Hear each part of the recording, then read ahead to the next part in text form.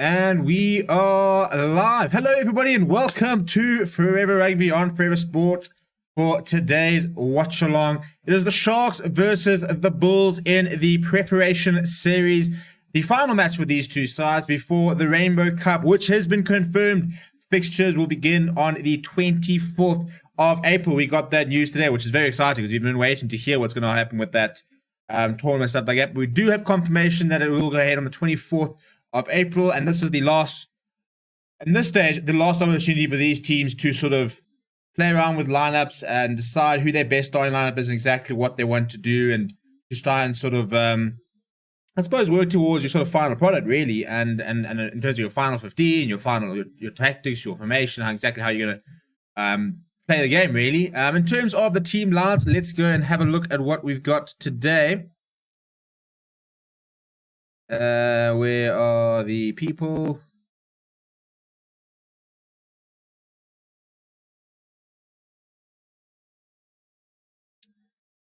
Right, so for the Sharks today, a bit of a positional switch. We've got Anthony Fulmick at full back, Spoon Corsi at number 14. Nakanya Amon's back in the side, he captains the side. Maurice Lowe's also back. Yao Penke is starting in the other wing. Buta Chamberlain continues to get his opportunity at fly half. Jaden Hendrickson is the scrum off today. Sikamboze Noche is back in the mix. He's at 8th man, along with Henko Fenton. The big news is that Sia Khaleesi will get his Sharks debut tonight when he runs out. Emil van Heerden and Ruben van Heerden are the two locks. Thomas Toy, Fez Mbata, and Oxen Chair is the front row. Much better front row than we've probably seen from the Sharks in terms of quality and experience. On the bench for the Sharks, we've got Kieran van Vuren, Nzamo Majola, John Hubert Meyer, JJ Van der Mesh, Pepsi Buthelezi, the former SA Under-20s captain, Snell Nohammer competing with Jaden Hendrickson for that number one spot, Reinhard Jonker and Apelele Fassi. So a lot of pace and quite a lot of experience coming off the bench. The Sharks players now busy getting ready to come on. First opportunity to see the Springbok captain Sia Khaleesi in a Sharks shirt. So in terms of how they line up for today, how the Bulls line up, you've just done the bloody Sharks.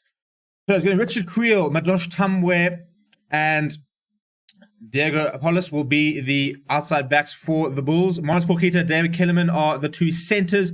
Morne Steyn and Zach Berger are your halfback combination. Nizam Carr continues to captain the side, as he has done for most of the preparation series. Tim Agaba comes back into the side. Werner Goos there. Janko Swanepoel, Jan Ace are the two locks. Marcel van der Merwe and Skulk Erasmus are with Lizo Goboka in the front row. Trying to make sure we don't miss out on kickoff. Referee today is Maurice van der Yesthuizen. He is assisted by Amy Bartron. So the replacements for the Bulls, Janko Ace, Jan Hendrik Wessels, who comes in for Jacques van Rooyen, a late replacement there, and Morne Smith. Then we've got Reinhard Roots, WJ Steenkamp, Keegan Johannes, Clinton Swart, and JC Nell.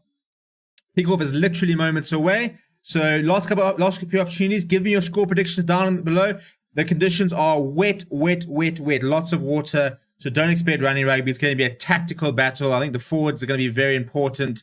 And if that's the case, as we have kickoff, I think we could see a bit of a Morne Steyn masterclass. But as the Sharks, you're playing right to left. Tim Agaba collects the kickoff, takes into contact, loses the safety of the 22, but it's a decent first take and a first run out there for him as we can sort of settle in for the match. So give me your score predictions down in the comments. Let me know what you're thinking is going to happen, as we've got an early scrum there for the Sharks. The ball not coming out there from the ruck, so it's a bit of an early win for the Sharks, and immediately we will see a set piece, which will be very interesting because I think we are going to see a game of set pieces.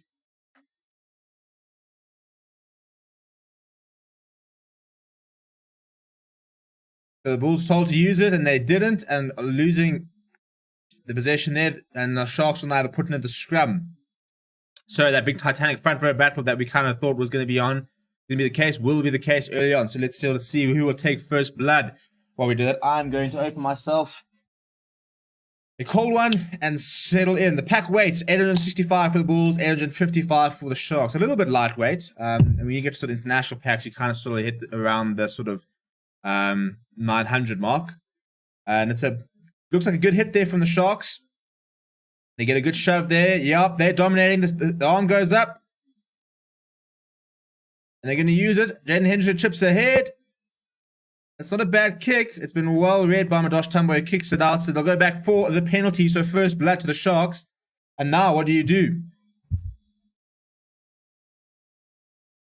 So Sharks penalty on the 22. In fact, inside the 22. Jaden Henderson looks shaping like he wants to say it quickly. I'll be very surprised if they do. Yeah, it's an interesting call actually, because it's a preparation series. So you don't really want to take the points. You know, you want to use the opportunity to either work on your scrum or to take a line out. A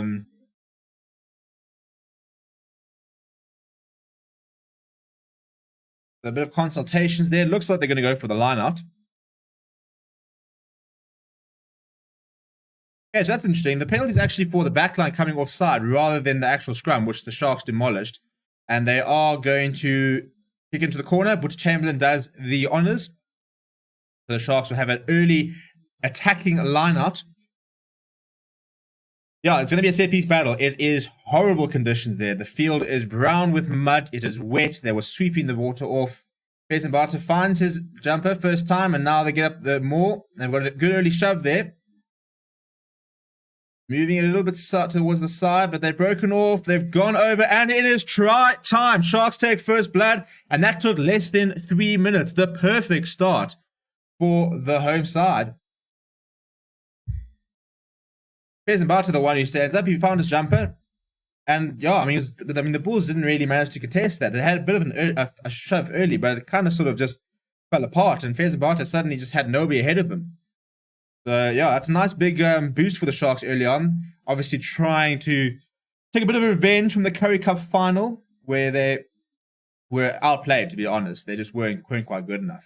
But they're on the board here, nice and early, which is the way you want it to be. And Butch Chamberlain will now kick the conversion to try and add on the extras. Not the most difficult kick, to be honest, for the 22-year-old.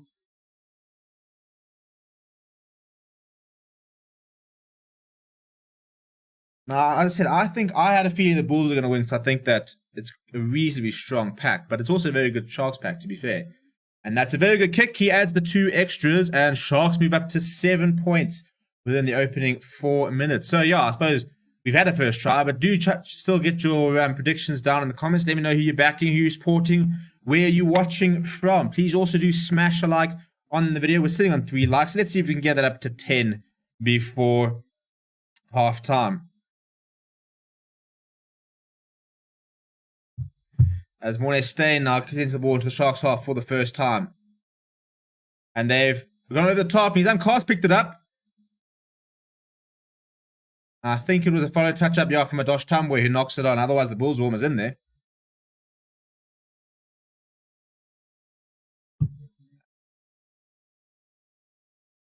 Ooh, if he didn't play that, life would have been a bit interesting.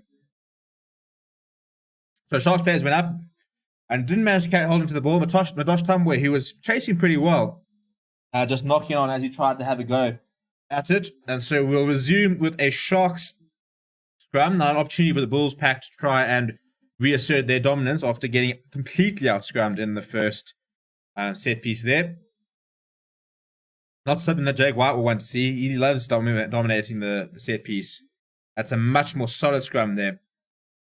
Right, and there we see, as expected, I mean, the Waters had been kicked up off their feet. So Butch Chamberlain goes nice and deep. Madosh Tambo feels it relatively... Oh, dear, that's a horrible pass. What have you done, son? Cheapest Dago Apollo's having to come out there. I mean, Madosh Tambo just completely threw it over Richard Creel's head. For a Bulls side who have been so clinical and almost robotic in how they've negotiated games and played, they've been very, very messy so far. Speaking of Messi, up and under isn't claimed particularly well. Now the Sharks go on the attack. That's a very good pickup by Sikumboz and Noche. And it's a knock-on from Spoon Corsi, and we'll have a Bulls scrum. It's going to be messy, ladies and gentlemen. It is going to be messy, unfortunately.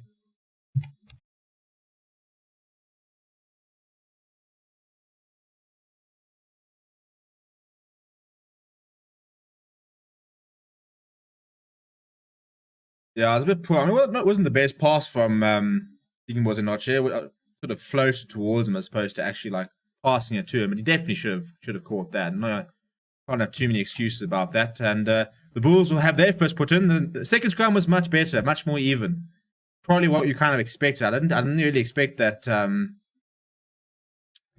first scrum to be so dominant for the Sharks.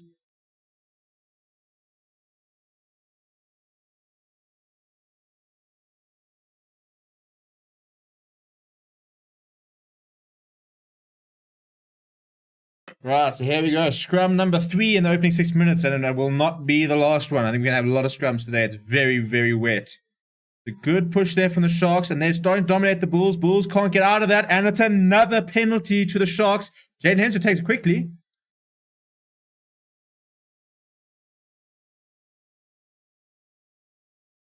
So Sharks all the way into the Bulls half already. It's some nice quick thinking there.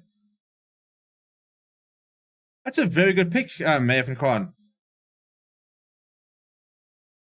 There we go. You know it's been a long day when you completely don't even realize that. So thanks for pointing that out. We will be live for France versus Scotland, as you can point out there. And yeah, it's been a long day. It's been a long day. It's been a long week, in fact. So there's a reason we're on the Bears. Maybe started the Bears too early. Should have gotten everything sorted firstly.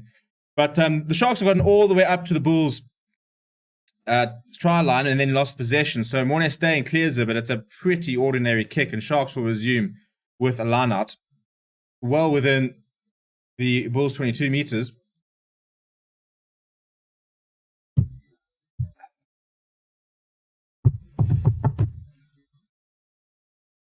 So that's 2 very big scrums there from the Sharks. They'll take a lot of heart from that. Quite well played by the Sharks there. Lakanya, I'm just kicking it behind. And Yao Pancake chasing down Madosh Tombe right on the try line. And this field is just ripping up. I think we're going to be in for a very messy contest, to be honest. Sharks set up another more. They've got a penalty advantage for collapsing the maul, but it continues to go. Ooh, has he got that down? It's a penalty try. Penalty try there for the Sharks. They move up to 14-0. Marius van der Westhuizen going straight underneath the poles.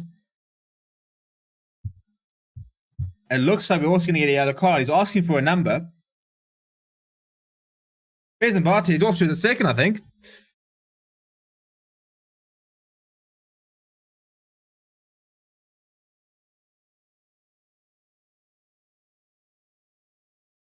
So it's another solid line out.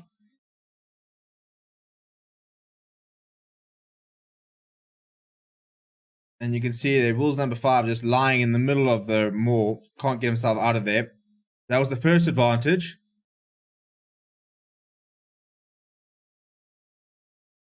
And now they're looking, I think they're looking for another collapse and potentially for a yellow card. Trying to find a number as Marius van der Westhuizen.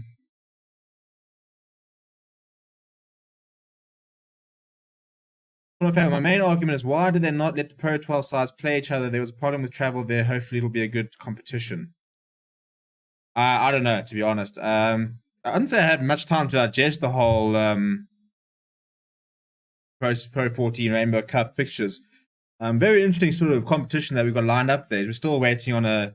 Has there been foul play? I think it's foul play. I think it's...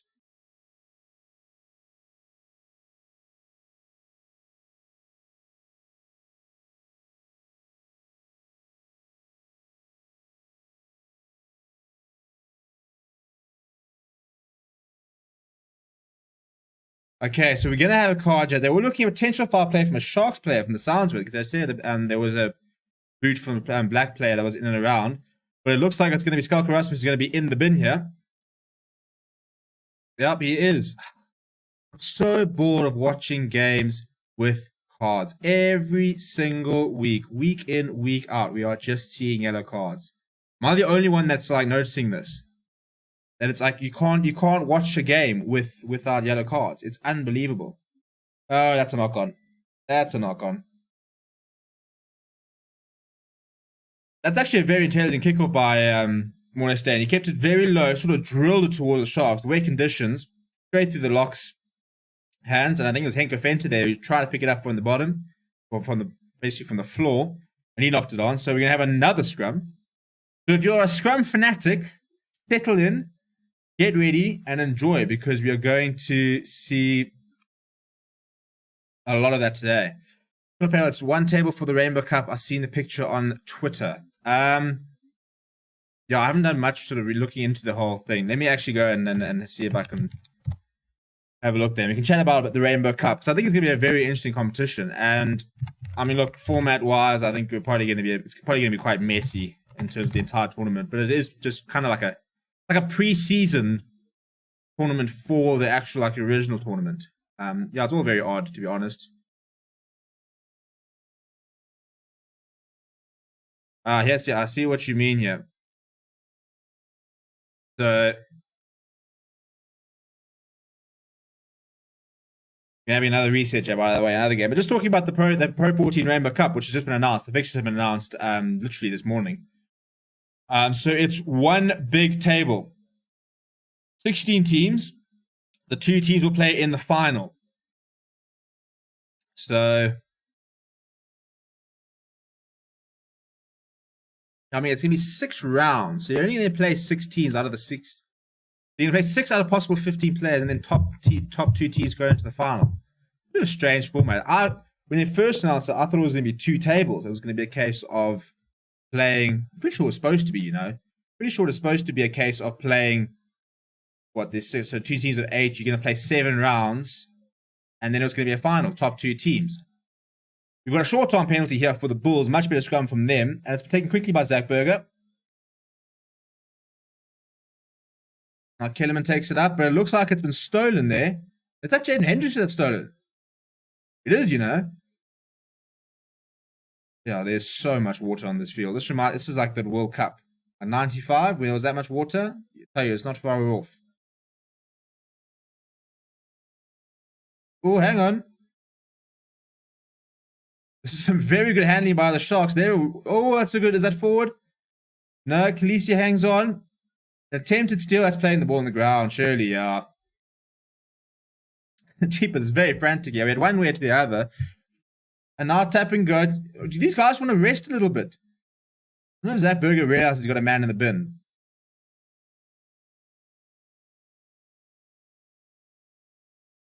Right, so we finally sort of come up to a ruck here. We're about back in the 22 with the Sharks. Keeping ball in hand. Been very messy so far. A lot of quick taps. Trying to accelerate the game. Trying to keep the game going in a nice high tempo. On both sides, to be fair. Now Jaden Hendricks had a little chip over the top. Car chases.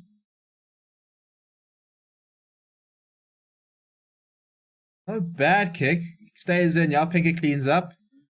Now Butch Chamberlain will look to try and find touch. And he does about, call it 10 meters odd from the 22. So after a frantic period of play, we finally have a little bit of relief.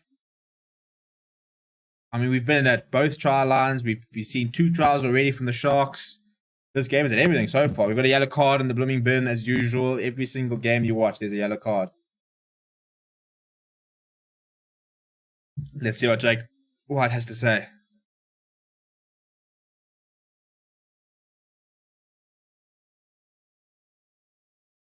Sorry, I thought we were getting Jake White interview. We're just having a look at him. He won't be very chuffed with what he's seen so far. I mean, he's seen the scrum. The Bulls have been out-scrummed about 3 times already, which is not what he would have planned on. Even though it is a... I mean, to be fair, you've got Marcel van der Merwe in there, and you've got Lizu Ngoboka, so they shouldn't be getting this out-scrum. But you are against Thomas Toy. Oh, my goodness.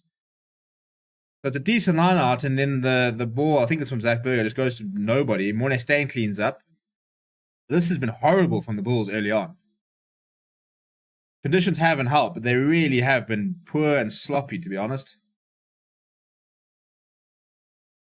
Mugabe, he gets over the advantage line. He's been quite positive, actually. And a nice take off the kickoff. They did lose a big... That wasn't his fault.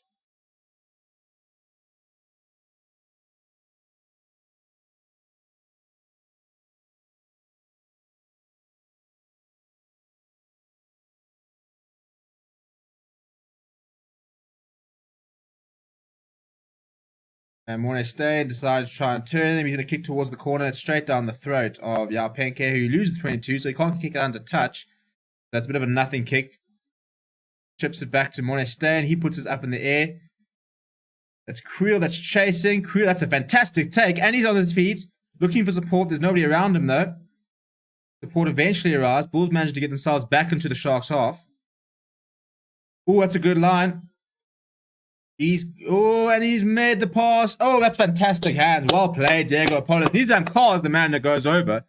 Very, very good handling. That's much better from the Bulls. That's very nice. It's a good read there. I think it was Porquita that broke the first tackle. Can't remember who it was who rushed up from the Sharks. After that, it was just, first of all, it all came from the Richard Creel. Completely out-dominating Jaden Hendricks, as you would expect. But then from there,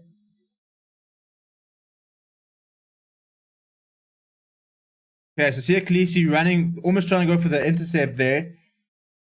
Porquita gets to the outside of him. He finds the man inside and some very good handling, and Nizam Carr eventually goes over in the corner, but the Bulls hit back, and for what's been quite a scrappy game, we've got 19 points in the first 30 minutes. Sort of fair saying, I think most teams are fed up with derbies at the moment. Yeah, that was the one thing that a lot of the SA fans were saying. They were saying that we've seen, for example, this clash here, Bulls versus Sharks. We've seen it at Super Rugby Unlocked. We've seen it at Currie Cup. We've seen it at Preparation Series. And now we're going to see it again for the Rainbow Cup. So that's 4 times these teams have played each other in the last, 4 or 5 months. So, yeah, it's not ideal that we're seeing we won't curl in, so Morning Stain has pushed that wide. So we will be seeing more local derbies. And I suppose we are really hoping to try and see some more, some different games. And it'll be nice to see the local teams playing international opposition. We've been waiting for that. That's what we've been waiting for. But I think it's just logistically, it was just so much simpler to say, well, you know what? They're already in South Africa. Play the 3 rounds. Play each other, and then go to Europe and play the players in Europe, play the teams in Europe, try and get to that final spot.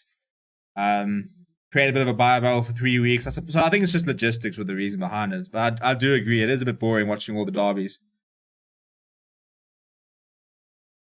There's another good take from Tim Mugabe. Berger this time puts in the box kick there. It was a good chase from Madosh Tamwe. And Goboka was following up, but he can't hang on. So the Sharks are 1 possession back. We haven't seen a lot of phases today. Obviously, we're going to see a lot of kicking. But I think, Sia Khaleesi was, I think it's his first carry actually for the Sharks.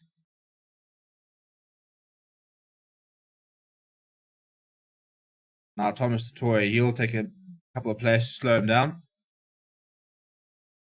We've got a man over the top there. Passes in front of him, might have been able to run on that spoon. Of course, he comes inside. He's got Lekanya arms. Some nice handling here. And again. Oh, there it is around. Spoon Corsey's all the way back there. And again. Sia Khaleesi. He's over. That is brilliant from Spoon Corsey. The handling there, literally going from one wing to the other. A couple of inside balls there. Very nicely played by Anthony Folming with a little ball around the back there. And from one side of the field to the other, Sia Khaleesi goes over. And the Sharks move up to 19 points. Tell you, we're scoring at a rate of knots here.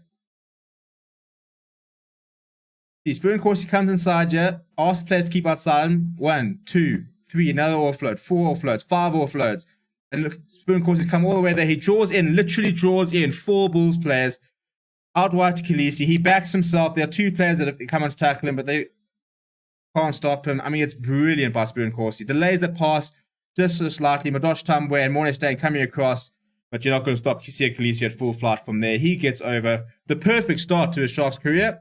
And Boeta Chamberlain, who played a big role in starting the move, took quite a few players out with his pass before Spoon Corsey, will try and convert the points here. But I tell you, it's one-way traffic at the moment.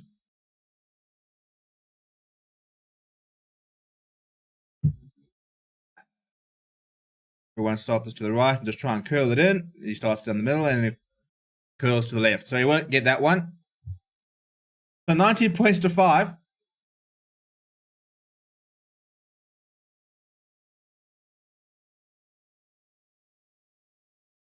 It's brilliant by Spoon Corsey. The support play there, passes the ball, sees the space out wide, so he keeps going with them and delaying that pass, literally taking 4 players pretty much out the game. So Sia Khaleesi the try scorer there, but Spoon Corsey the provider. What I was saying, Sexton's on the bench for Leicester and Ross Byrne is starting tomorrow. I'm very upset that I'm not going to see that game live. I've got a tape to record. I'm at a wedding. I mean, who gets married on a Saturday during rugby? But yeah, I suppose with COVID times, they're always having to reschedule. So I'm going to be missing the game, unfortunately, but I will be able to catch the highlights. But I still think Munster can do a job. That's playing the scrum off, surely. Or is the ball out? No? Okay. The Sharks secured the ball, even though Jaden Henderson got caught on it. Now they're going to try and run up a few phases so they can have their scrum half back.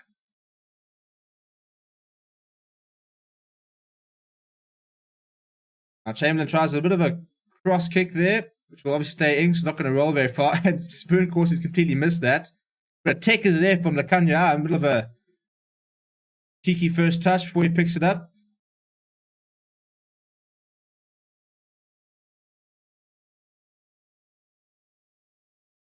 Ah, there it is. Oxen chair, full flight. What a sight. Oh, he's still going. Get the offload. Oh, he is. He is the modern day prop, ladies and gentlemen. Crash one or two players looking for the offload. Oh, hold on to it. That's so. That works. No, Henko Fenter. Come on, man. Some really nice offloads there, and then Henko Fenter. I'm not quite sure what he was doing. Pretty much just backhand passes it straight into the man's knees, basically.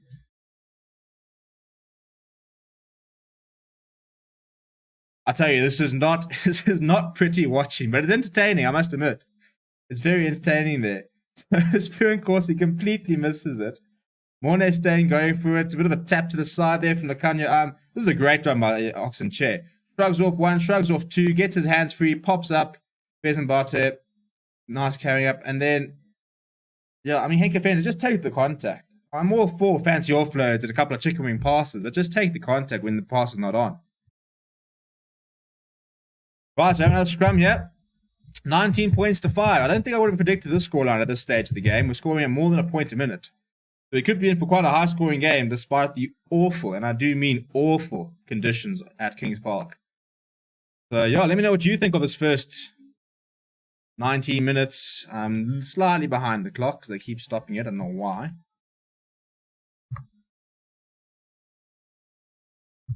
Solid scrum there. Bulls got a decent platform. Richard Creel now will kick ahead. Bit of a weird kick, but it's worked out. They've actually won possession back, and he's there. Werner Goos eventually the man who takes in contact. A lot of passes being thrown around you. I mean, despite it being really wet, we see a lot of pops, a lot of little offloads, little round backs. I mean, they chose the worst conditions of the entire tournament. Now decided we want to try and give it handsy.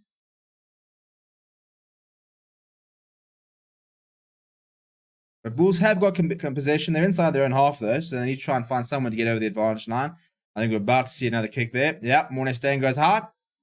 Madosh Tambwe steams inside. And the whistle is gone. I don't know if they had an advantage or if they were offside. They are offside, but Dosh Tamwe offside. Jaden Henderson took it quickly, but didn't take it from the mark, so they'll have to go back. Good quick thinking there from the scrum half. He's been trying to take it quickly all night.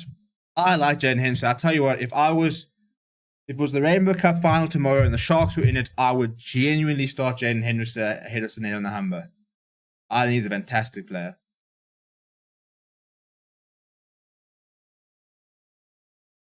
So Madosh Tambwe, the one who's deemed to be offside there, a bit difficult to tell when he's kind of behind the camera, so we couldn't really see it much.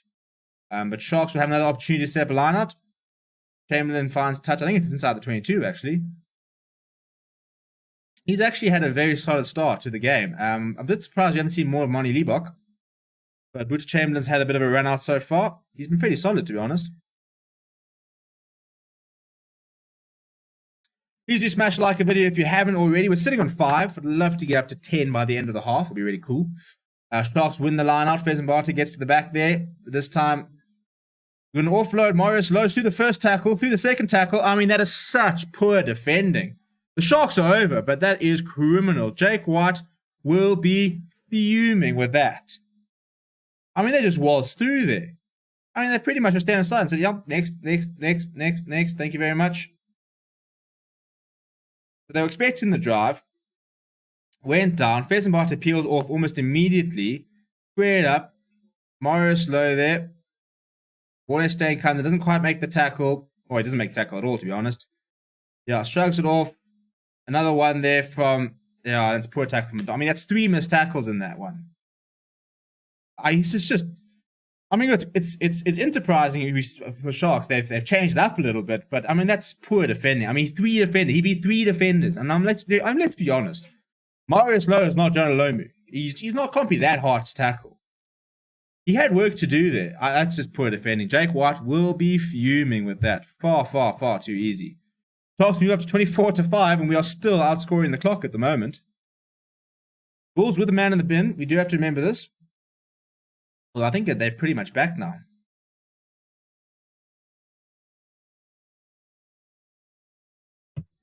Another opportunity for Butch Chamberlain. 22 years old. Another youngster in the Sharks ranks. That's a horrible kick. Mate. I mean, the other one started too straight and it curls to the left. And that's, I mean, he's just pretty much kicked it straight towards the right. That's a horrible kick. I mean, Mornay in 1. That's not good defending. Yeah, that does not make for good reading, to be honest. Kellerman also missing the tackle. Madosh Tamwe. Look, as a Lions fan, I can tell you right now, Madosh Tamwe's defense is not his redeeming factor. He's very quick. He's a very good finisher. Tackling, not quite his forte. It was demonstrated there again. But it was after Mornay and Kellerman both missed tackles. Sharks have taken the ball cleanly. Jaden Hemster goes up. Now, who's underneath this? It just bounces. This is like the Bulls of... I mean, I'd say the Bulls of old. Bulls like a year ago, to be fair. Pre-Jake White Bulls. Before they signed half the world. Look, not that that's why they became good, but they did sign half the world. It's just been really poor. I mean, Richard Creel has just watched that ball land by his foot. Just watch it. Without even going for it. It's very odd. I haven't seen the Bulls play this poorly in a while, to be honest. They've had games where they haven't been quite their sharpest, but even then, like the set piece is usually quite reliable, or the line-out's working quite nicely, or they'll be finding a way to win penalties. But I tell you what, no Marco van Staden, no Ruan Nokia, no Trevor, and they are struggling. They are struggling. Must admit, I don't really rate Marcel van der Merwe. They've been getting dominated at scrum time. Oxenchair is having a field day against him. I'm not his biggest fan, to be honest. I don't really rate him, and not much is changing my opinion so far in this game because they're being completely outscrummed by the Sharks. But I think Jake White will just be a little bit concerned at just how poor the Bulls have been. Their handling's been bad, their defensive structure's been nowhere, tackling's been pretty poor. I'll be able to tell you some stats, but you know, it's preparation series, and apparently we can't have stats on Supersport or live scores or anything. With the Bulls now with a bit of a rare opportunity to attack, Porkeeta takes it up. And he turned it over, holding on, and just as with it... Oh, no, sorry. There's a penalty to Sharks. It's holding on. And Shaden Hemster's taking it quickly again and then chipped ahead. He's leading the charge himself. A couple of Bulls players back. Richard Creel's the first one. Doesn't find touch, though. He's hacked that down the middle of the field. Right, what's Chamberlain going to do? He's got Lakanya outside him. And Spoon Corsi. Sorry, that's Anthony Folmig. We know how much pace he's got. Chips ahead. Bounce. Well, it's not going to bounce. The ball's been left behind. I think it's Zach Berger who's cleaned that up. Yeah. This is messy. Yeah, this is so messy. I tell you, there's nothing worse than playing rugby in a swamp, eh? Oh, my living. And that's why. That's why. Oh, no. And they've all got offload. Sorry, it's all happening. And another offload. And they're over. This is quite sensational, to be honest. We talked about the modern prop, and I saw Oxenchair with the handling. We're literally there. So the Bulls dropped it. I think it was replacement hooker there. I couldn't really see who it was. Dropped it, and the Sharks turned it over. And what we saw is in a couple of phases, saw a bit of handling there from Oxenchair, as in Pheasant Bart, a couple of pops. Pheasant Barter then carried it up, and Oxenchair literally just picked it up and driven over. The Bulls are being completely outclassed so far. I mean, They're having a look at the grounding here. Nah, it's fine. There's no issues there. 29 points to 5. The Sharks machine is just completely outplaying the Bulls at the moment.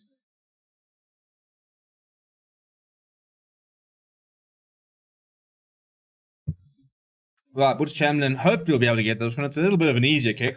His last two attempts were very poor, to be honest. This is a bit of a chip over and no issues.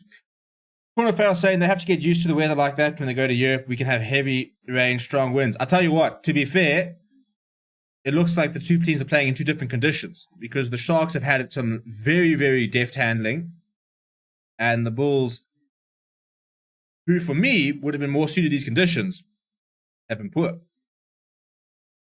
Sharks bench loving it, but yeah, I mean it's just Sharks are basically just waiting for the Bulls to make mistakes and then capitalizing it. I mean, like there, chip ahead back from Jaden Hendrickson. It's a good chase, a lot of pressure. They drop the ball, turn the ball over, a couple of phases, and we'll go over. Thank you very much. So it's far too easy for the Sharks. We move on to 31. Let me correct that. And lots need to change for the Bulls in the second half because they've got a very big mountain to climb.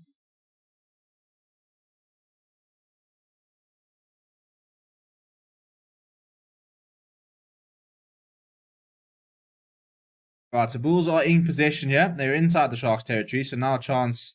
Hang on, let me take that yellow card off. So we've got PFC Buthelezi who's on. I'm trying to work out who he's on for. I saw Henko Fenter there, which means it's either Sikomoza Noche or there's Sirkalisi. So I think Sikomoza Noche is off.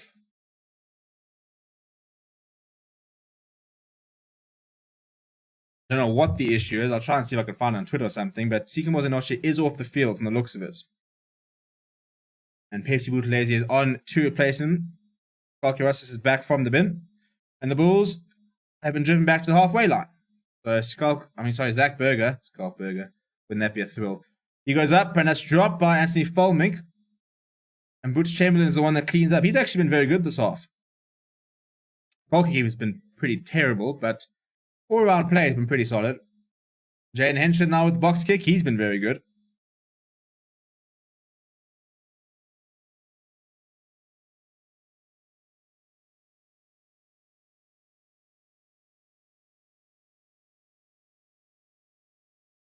And the Bulls win a penalty. Right, so now they have a rare opportunity to try and kick to the corner and try and get their own maul going.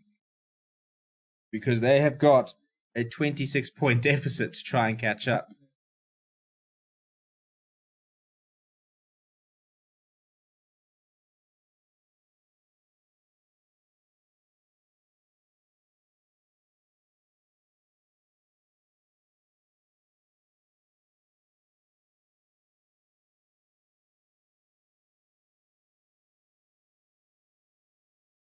Yeah, so the Bulls got a penalty on the 22. The first time they've really had an opportunity to try and set up a line. I'll get a bit of a maul going from here. So, number one, find your man. Check. Tim McGarver goes up. Yeah, they had a penalty for side entry. It wasn't particularly good, though. I mean, Tim McGarver came down and was sort of waiting for someone to come get the ball. There was nobody there, so Zach Berger took on the onus and then lost the ball in contact. But they did have a penalty. So Mornay Stain will now kick this towards the 5 meter, and they'll reset, and they'll try and go again. But as I said, it's been a very poor performance from the Bulls, and we haven't said that often. Since Jake White has arrived, I haven't seen the Bulls play this badly. And look, it is a very, very changed Bulls side. We've got no Chevin Yakana. We've got no... I mean, you look at the loose trio, and there's no Honor Buerta. There's no Dwayne Vermeulen. There's no Marco van Staden. There's no Albert Lowe. There's no Ruan Nokia. There's no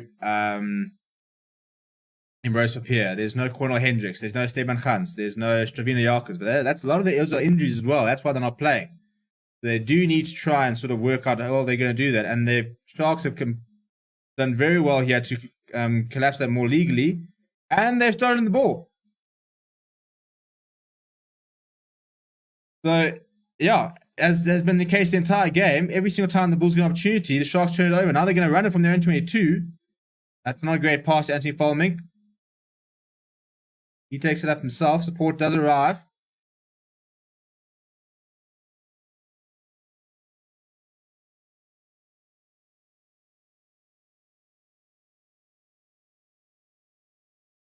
Oh, it's very nice handling there from the Kanya Amspo. And Corsi puts with the goose step inside, outside. Bench ship is brought down.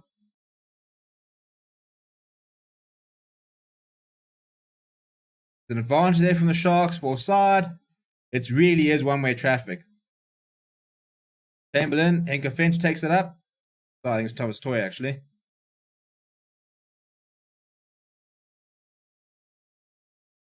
Marius Lowe, he's cut his hair. Looks a bit of a different player. Then Hench to try to go down the blind side. There was no space. He throws it inside. Finds A Van Heerden. There are two of them, and they lose the ball, so they'll go back for the penalty. And the Bulls cannot get any sort of grip, foot, anything really. There's some fisticuffs there. Master van der Merwe, Jaden Hendrickson. I know who I'm backing in that fight, to be honest. And Tim McGarvin now taking a bit of exception.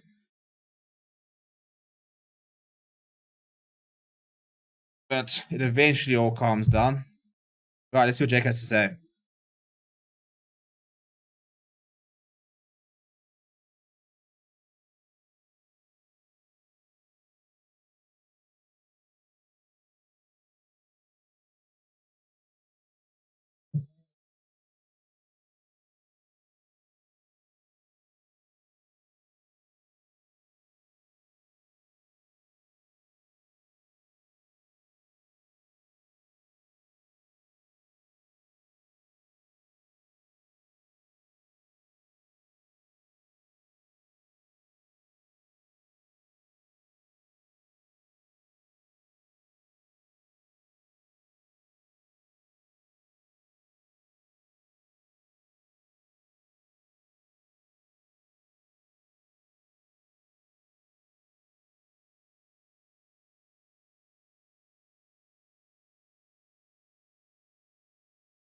So let's listen to see what Jake Wise has to say.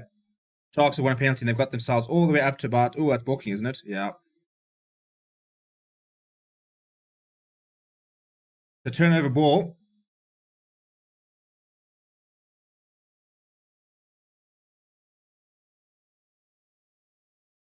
Guys, Jake White just saying that...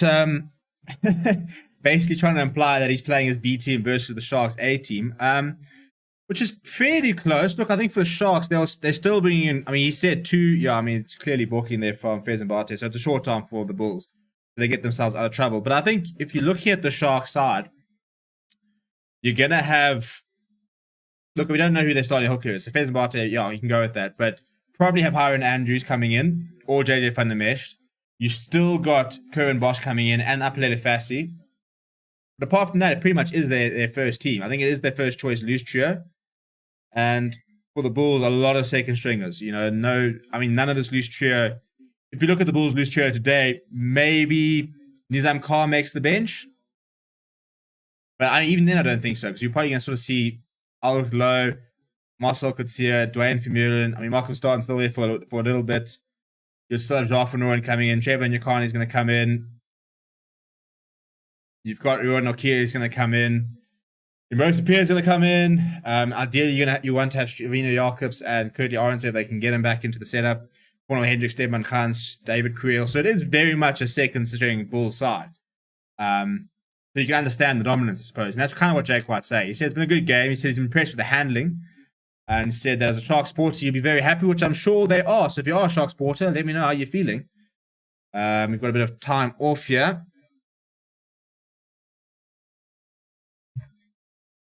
But regardless of the teams and the situation, I've been very, very impressed with what the Sharks have done tonight. They've made this conditions look like they're not even a factor.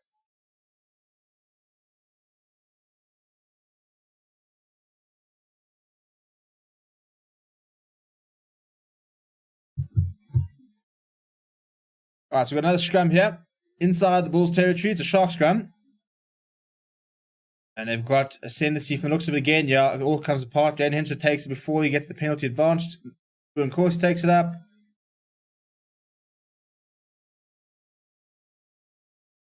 And it's a very good kick behind, which will eventually find its way into touch. And the Sharks once again into Bulls territory. And they're just dictating everything at the moment. I mean, the Sharks don't do anything wrong. Bulls, on the other hand, are struggling to do the basics right. Scrums are under fire. The lineout's been all right. I think it's probably been their best thing. Although, having said that, they had a bit of a poor one a couple of minutes ago. They're looking a little bit soul-shocked, are the Bulls. And if we look at the side, let's bring up the side here. And we can see who they're going to probably try and call upon off the bench to try and maybe turn the game around in the second half.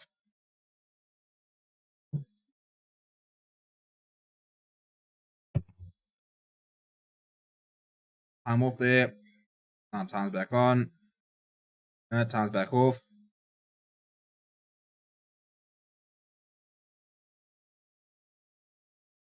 And time's back on.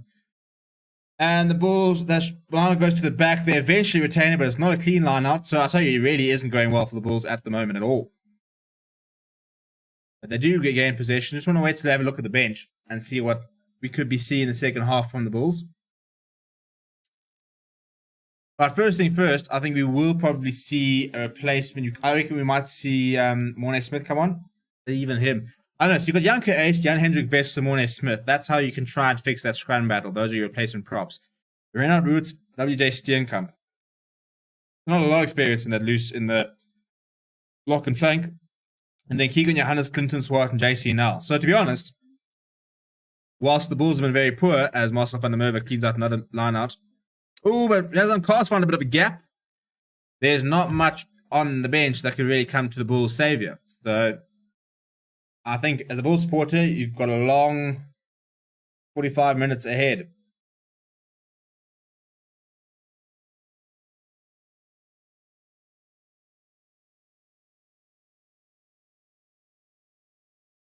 And that's another penalty to the shot. I tell you, it's so frustrating that we can't check the penalty count. And those sort of things. It's really, really frustrating. I'd love to tell you what the tackle stats are and what the knock-ons and stuff like that. And there's just no live stats. And this doesn't look good. That's Thomas Dutoy, who is down injured. Oh, it's so frustrating.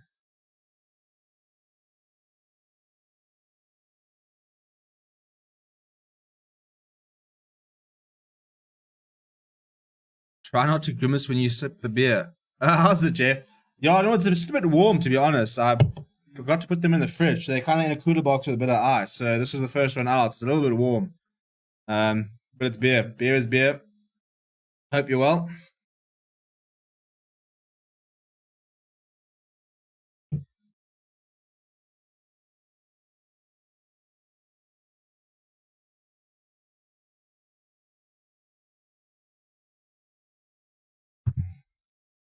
Right, so the time is off, so let me sort that out. But Thomas Toy is back up, which is good to see because he has had his injury issues. So you don't want to see him injured. To be fair, if there's any, I suppose you've got a month. That is the nice thing, is that you can sort of play these players a full 80, and in terms of injuries and recoveries, you still have a month to play. You know, the first round of the Rainbow Cup's on the 24th of April, so there's plenty of time. Time is back on. Will Chamberlain's going to kick his way back into Bulls territory. And he does so. So Sharks will have another chance as we head towards the end of the first half to try and put some more points on the board and really put this game to bed. I mean, it pretty much is put to bed, to be honest.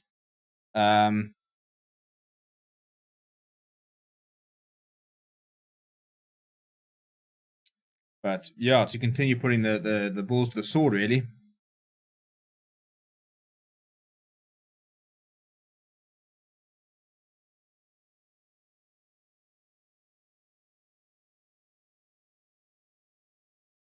We will be live again after this for the France versus Scotland match. Really looking forward to that one, actually. I mean, that's going to be a fantastic clash. And really cool that the entire Six Nations comes down to literally the last match. It was supposed to be a third round clash. Been postponed. We will eventually have it tonight. So if you enjoy your Six Nations or you just enjoy rugby, we will be live again at 10 o'clock South African's time. Pretty much about an hour after this game finishes. It's been turned over by the Bulls. And there's now a knock-on in the halfway line after they kicked it up. So the Bulls are now got an opportunity. They'll have a scrum on the halfway, which doesn't really suit them, given the fact that they've been getting dominated at scrum time.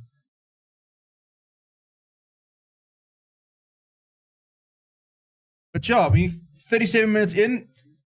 Please do smash like if you haven't. As I say, it would be really cool to get up to 10 likes by half time. We're sitting on 12. So if half of you smash that like button right now, we'll be up to 10. So you know what to do. Territory, 38% Sharks, 62% Bulls. I should probably get my notebook out and actually write that down, seeing as we can't actually access these stats after the game.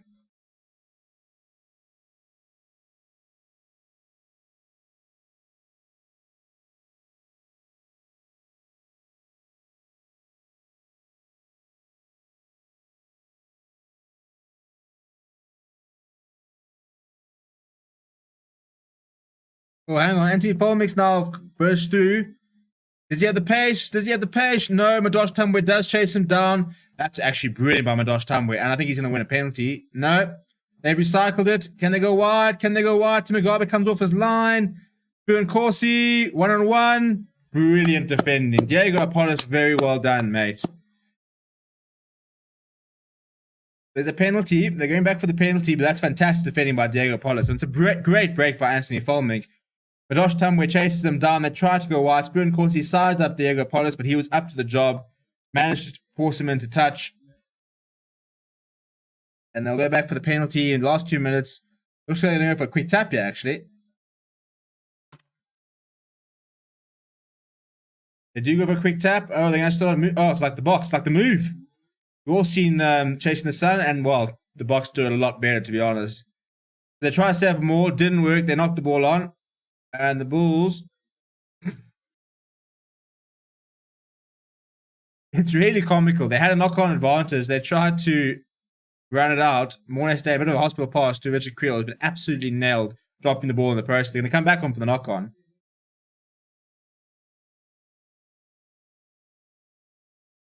I tell you, it's really not been a clean half, put it that way.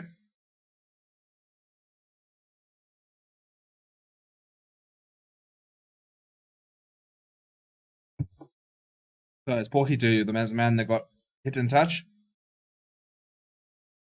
All the Bulls sporting a bit of a moustache here. Well, I don't know if it's the Rainbow Cup look that we're all starting to get a bit of a... Early on, I mean... Ooh. There's nothing wrong with the challenge there. Hospital pass, Yalpenke reads it very well. Porkito knocks it on as he goes down.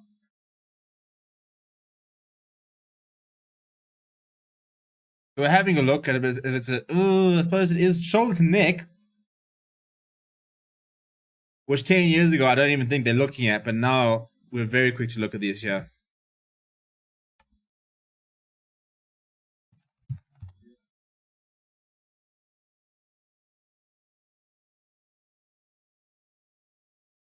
Okay, so we've got a tackle here by Yalpenke on Porkita. It's shoulder to neck. It's literally underneath his... So it's pretty much on his throat.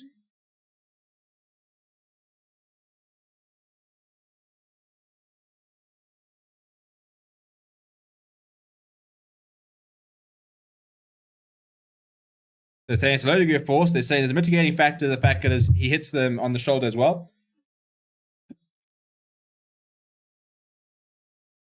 So they're saying it's a penalty because it is a bit high, but they said that most of the contact is on the chest. So no card. That's what we want to see. Six Nations, are you watching? He hit him here with the shoulder. It kind of went up there, so sort of a little bit high. So it is a little bit dangerous. Okay. Not foul play, though. No yellow card. Just a penalty, and we can move on from the incident. Not red cards and yellow cards, and that's what we've seen the entire Six Nations. It's been so frustrating. Where every single time you hit somebody sort of there and above, red card. Cheers, God. That's your game. And that's why I think we've seen 3 red cards in the Six Nations. 4 red cards? I don't know. I think it's 4, actually, because there were literally 2 in last weekend. There was 1 in the France game and 1 in the Ireland game. Wales have been in 3 games with red cards. So, yeah, I mean, there's been 4 or 5 red cards in the Six Nations, and that's sort of why. I think that's how you handle it. You know, the mitigation, there wasn't a lot of force. Main contact was in the chest. It wasn't like he was driving his shoulder into the guy's neck. So we'll have a penalty for a little bit of dangerous play, and we can move on. Speaking of moving on, the Bulls have got a penalty. They had a more set up, and was also the breaking parts. They won another penalty on the, I think it's the halfway line. Where are we? Penalties against Hengo Venter for side entry. So the Bulls can now kick towards Sharks territory, try and get themselves a try to, I don't know, maybe, I wouldn't say get them back into the game. Give a glimmer of hope. Let's go with that one. A glimmer of hope.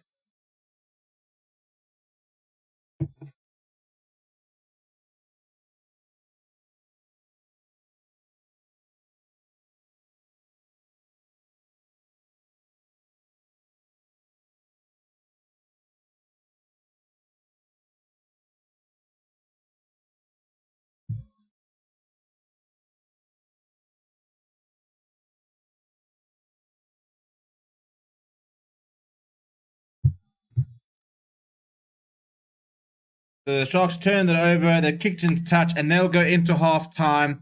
If I start to clock your notes, 40 minutes. They'll go into half time with a 31-5 lead. Would you stop doing that? No, not 100 minutes, 40 minutes. There we go. They go into the lead with a whopping 31 points to 5 position. I mean, incredible game, really. It's and a game where it almost looks like the teams are playing in different conditions. You've seen the Sharks with some very deft handling, some nice sort of off the ball stuff like that, some nice sort of offloads and contact. The Bulls, on the other hand, have been dominated at scrum time. Their lineouts haven't worked. They've turned over the ball too easily. They haven't kept possession. When they've kicked, it's been pretty ordinary. And the Sharks are just completely outplaying them at the moment. We're going to head into a break, so I'm going to be back in about 5-10 minutes for the second half. So don't go away. I said please do smash that like button as well. We'll be back for the second try. How many tries for the Sharks? We are up 5 tries? 5 tries. We had Fez Barter with 2. We had Oxen Chair with 1. We had a penalty try. You scored the other one. Who am I missing? Oh, Sia Khaleesi scored a try. Yeah, Fez Barter double. Sia Khaleesi got his first, a penalty try, and then Oxen Chair. So those have been the try scorers. I'll be back very, very shortly. Don't go away. Please do smash a like. When I get back, I'd like to see 10 likes. So if you are watching, please do smash a like so we can get up to 10. And I'll be back very, very shortly.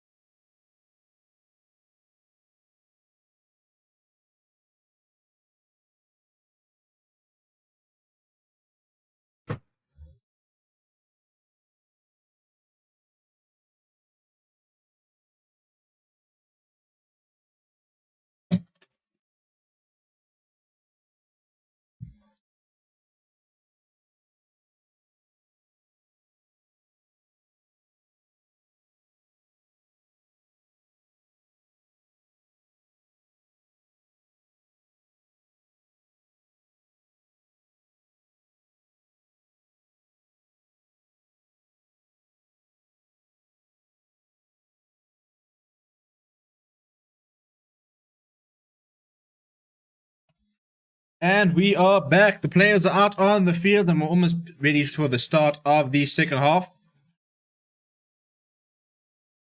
So, before we start the second half, last couple of opportunities. What are your final score predictions? Let me know in the comments down there. Okay, trying to see who's come on, who's come off. Okay, Zama Major's on. Oxen Chair's had his half and he will sit on the bench for the rest of it. Very good, actually, was Oxen Chair. I think we're going to see him as our reserve blue set for the Springboks.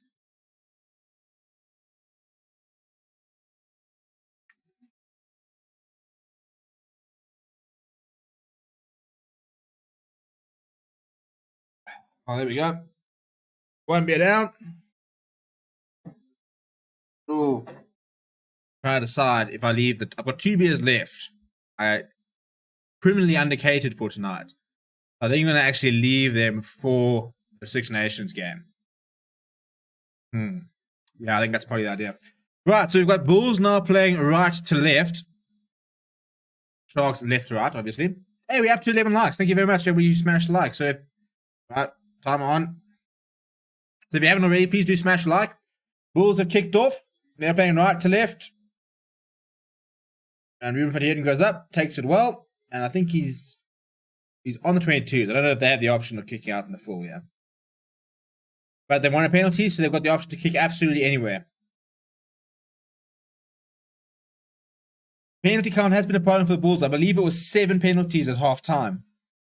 Make that 8, because I've just conceded one very early here.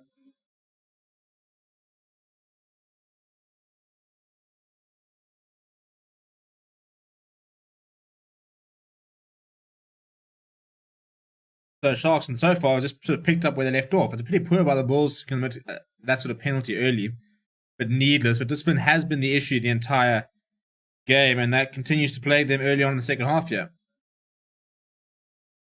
Yeah, I was coming around the side and playing the scrum off. I mean, really, really no need for that.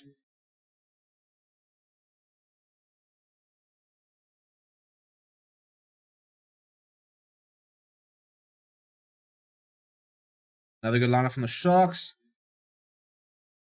They're going to bring the back line to this. Butch Chamberlain. That's a bit of a chip over the top. Well read there by Diego Polis. And that's come on the side of the boot. They've kicked the strange touch. And the Sharks will now have a line inside Bulls territory. It's just like, I mean, when you look, every team has an off day. You're allowed to have an off day. Every player has an off day. Every team has an off day. I tell you what, this is a Bulls off day in abundance. The Sharks taken that quickly. And Lacania Arms just sort of ran straight back up to where they were. That's worked out quite nicely, actually.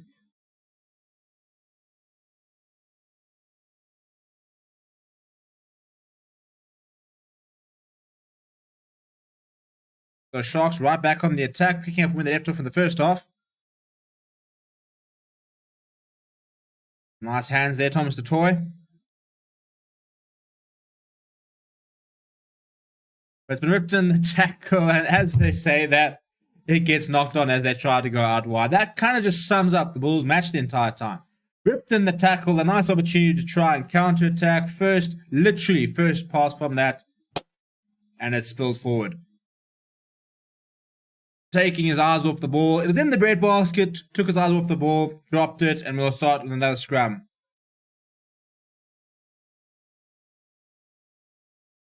And you can see the frustration just building into this Bulls side. I mean, look, understand that it is very much a Bulls second string side. It is very much not a Sharks second string side.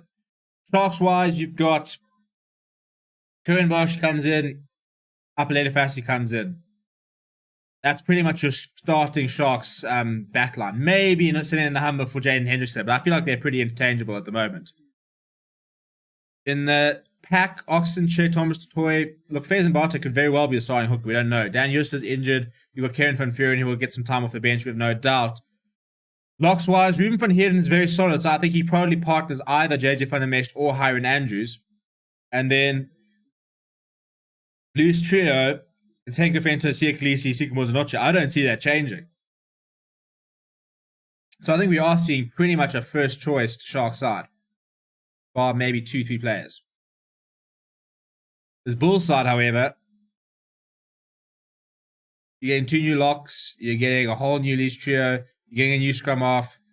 You're getting 2 new centers and a fullback if you bring in your best players. That's a... Ooh, I thought it was going to be a penalty for the Bulls there. Looked like a much better scrum there from the Bulls. Lizo Koboka there, who seemed to find a bit of dominance, which he has in the entire match. We have seen Morne Smith on the field here in place of Marcel van der Merwe. I really don't rate Marcel van der Merwe. I think he's... Yeah, I don't know. He's just struggled. And he struggled in the first half. Got completely out-scrummed by Ox and Chair. So, they have made the change. But Lizo Koboka looked a lot better there in that scrum against Thomas Toy. It's been quite a nice battle, those two.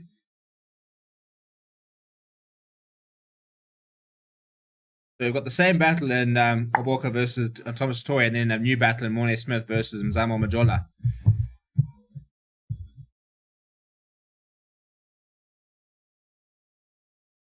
And another reset, so I think we've got time off there. I actually quite enjoy this this clock thing. As soon as you've got a certain amount of seconds to get the scrum sorted. If it's not sorted, then it goes to timing off. And that's just to try and ensure that we get more playing time, because during Currie Cup, during Super Rugby, there was a very, very big issue with there not being enough playing time in terms of ball in play. You know, I think it was like in an 80-minute game, you were getting like 25 minutes of rugby. It was like that bad. They brought in the shot, the conversion clock, for example, 60 seconds, and you show it so you can try hurry it up. It's another scrum that's gone down. So, Marius, time off? Yep, time off. And my chair is collapsing, as it always does. I tell you what, if there's a blesser out there that wants to send a super chat or something or transport the channel, I need a new chair. So, we very much appreciate it. Never had a super chat. It'd be quite cool, actually, to get a first super chat at some stage. We've only just been able to sort of receive them. But I don't think anyone at this stage... It's the end of the month. It's payday. Who wants to bless? Send a super chat. I've only sent about 4 or 5 myself, to be honest. So I can understand why people don't. Look, the ground is completely coming up. I wouldn't say it's prime scrumming conditions, but hey, we'll forge on. Time is back on, so let's see what we can get going. Doesn't look particular. Oh, it's a big scrum there from the Bulls. Casey Butler as well to get that out. Jaden Hendricks. Oh, it's a nice pass by Anthony Folming. Spoon course. He's 1-on-1. Great tackle by Richard Creel. Dick Leacey picks up and goes. Doesn't get anywhere. That's a very nice run there by Ruben van Heerden.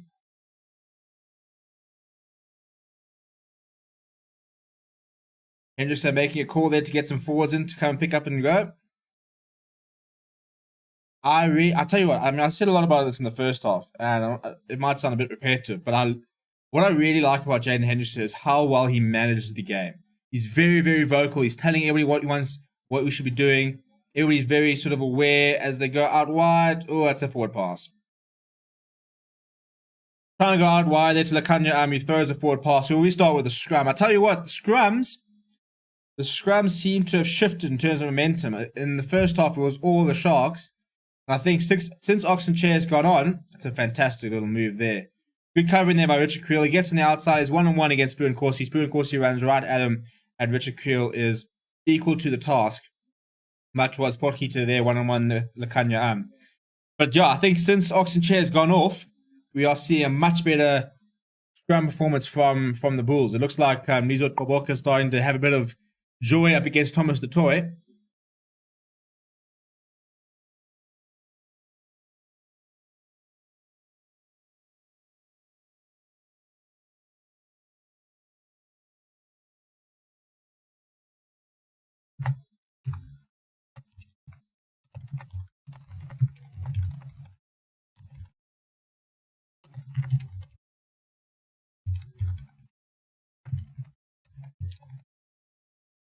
Right, so they've gone on the blind side, there's Zach Berger. He comes on the inside. He's still got it. This is much better from the Bulls. They need a scrum off, you need a scrum off, you need a scrum off. There's no scrum off. They've managed to hold on to that. It's almost counteracted by the Sharks.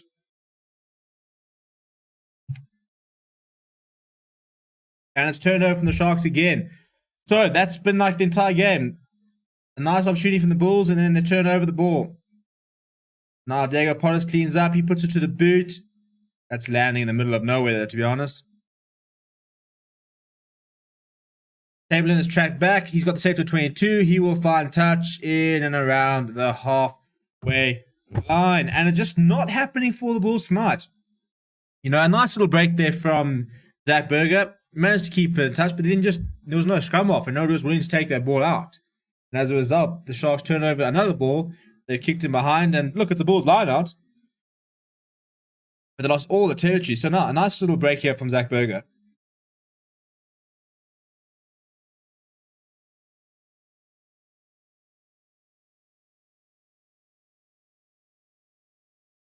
Yeah, look, it is shifting slightly momentum in the scrums, and that's a big thing. Eh? You have scrum momentum, the rest of the game becomes so much easier for you.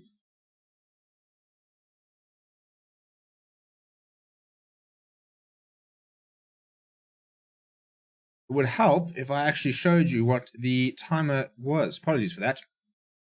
There's our timer, which is actually slightly wrong because we've had a couple of stoppages there. So it is currently 47:03 in my time. You might be ahead. I'm streaming, so usually about a minute and a half behind. And obviously you'll be a little bit even behind when I say a minute and a half behind. But the Bulls have kicked ahead, and the Sharks have won possession back. It almost looked like the Bulls had won it back. Morris Lowe kicks ahead. That's come off the side and is straight into touch. So another error from the Sharks, and momentum shifting slightly here. Bulls are getting better. They're getting more into the game, to be honest. It's taken a while, but a couple of... I'm not sure that's straight, you know.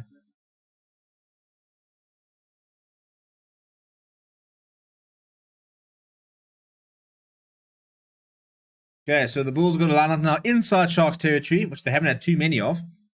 So you need to try and make this count.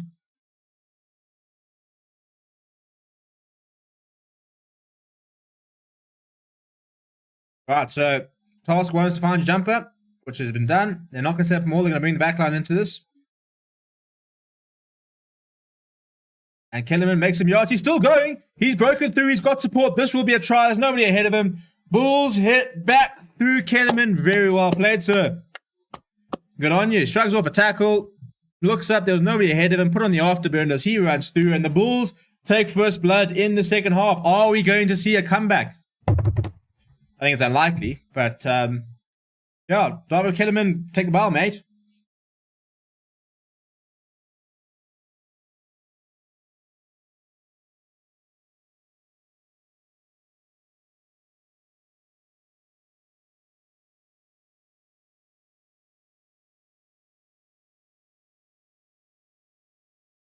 They're having a look here. I'm not entirely sure what. I don't think there's any issues. He breaks the first tackle and literally gets up, and there's nobody ahead of him. So he just puts his head down and goes over. No one's anywhere near around him.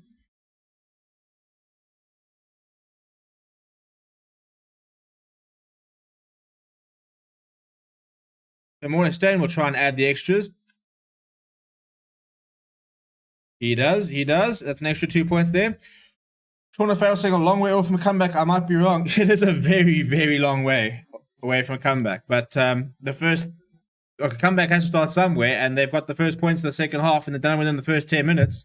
So, look, it's another, 8, 10, 18, 21 points to go. 21 points is the magic number for France versus Scotland.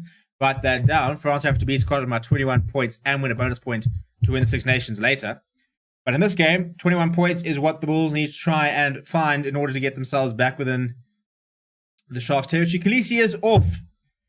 So that brings an end to his debut. 50 minutes. A fairly solid debut. Scored a try. Carried it up a couple of times. Didn't look off the pace at all. I think hopefully that preseason's doing a lot of good for him. But a bit of a difficult game for him to really thrive. I mean, conditions aren't great for ball carrying, which is one of his main aspects. And at the same time, because he hasn't been able to carry the ball up much, the Bulls haven't carried the ball up much, so he hasn't been able to do much defensively. So I'd say solid. Solid. Nothing phenomenal, nothing that special. Oxenshare with some ice on his ankle there doesn't look too good.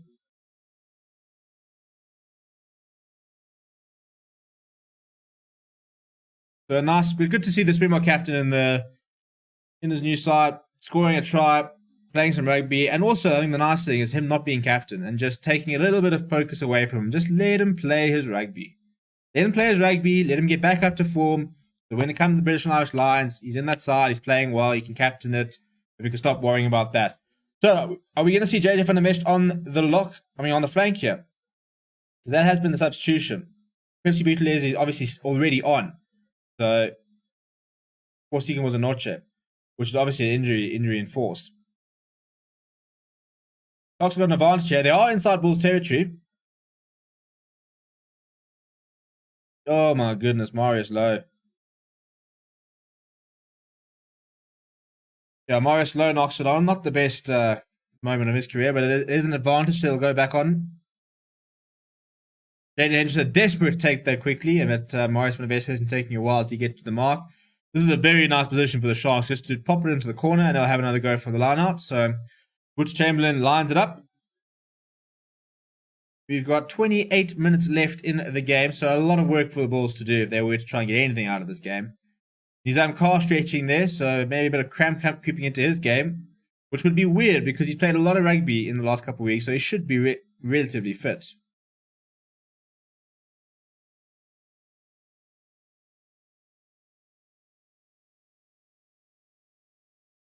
Right, Sharks on the 5-meter line. And Fesenbarte throws over. That's the first time he's missed his line jumper. And Werner Gauss spots a bit of a gap, so he makes some meters, and they get up to the 22. Mornestein hacks it ahead. It's a decent touch find-up. So they find touch at about just before the halfway line. Will be a Sharks put-in. But given the pressure that Mornestein was on, that's not a bad net result, to be honest.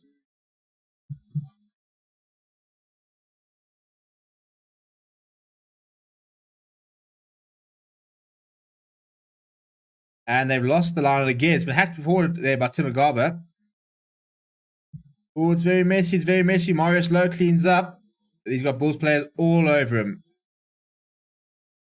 And it's a knock-on from the Sharks. So it will be a Bulls scrum on the Sharks 22. So it's a very messy passage of period. We're going to have a Bulls scrum in a promising area. And they've been looking a lot better at scrum time since Oxenchair went off. So this is actually a nice opportunity for the Bulls. If they can hit back here, well, you know what? Stranger things have happened.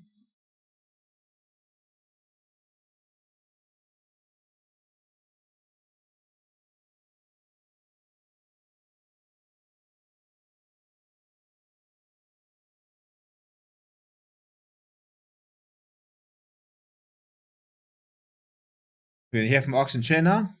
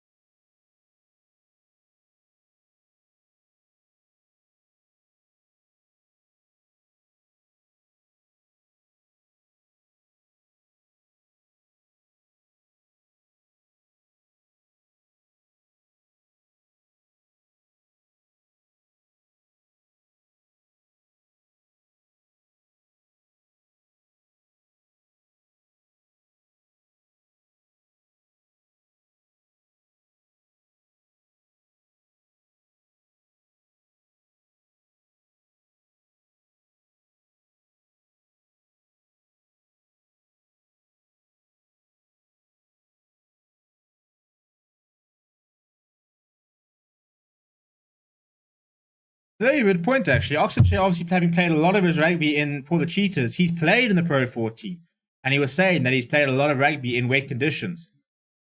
So he said he's very used to use the wet conditions, stuff like that, and he's been so he knows how to adapt. I think that's going to be quite important, and that's the nice thing, having somebody like Oxenchair who's played for the Cheetahs, played rugby in Europe, hasn't represented the Springboks, but has played rugby in Europe. So that'll be a nice advantage. Bulls definitely had that sort of aspect of it on their mind when they made their signings. It's a penalty here from the Sharks, by the way. Bulls once again getting another opportunity to try and hit back go. But Bulls made a lot of signings where they brought players back from Europe, and you know that a part of that was that's not a good kick. But Shaquille finds touch, gets sliced off his boot, but Yeah, the Bulls brought a lot of players back from Europe. I definitely think with a certain amount of in mind the fact that they knew that they were going to be playing in Europe, and that experience is vital. It's very, very different playing in Ireland than it is playing in, Bloemfontein. And, so it's going to be a very different experience for a lot of players suddenly going over to Europe, playing in wet conditions, although it is obviously a bit of a different time now in sort of May, June, than what we're going to expect in sort of October, November, December. But that is when the competition usually is. So it's important to start getting that experience as much as you can now.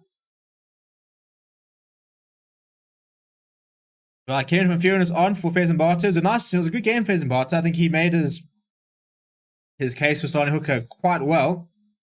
Sharks got an attacking line out, been chipped ahead there. So Diego Porras has come across and cleaned up, and he's going to get dragged into touch. No, he's not. He stayed in. That's very well played. The Bulls under pressure here. They're going to have to try and clean up. And that's very good by Percy Buthelezi. Hitting the man on the try line. So Sharks, that Burger's going to chip ahead.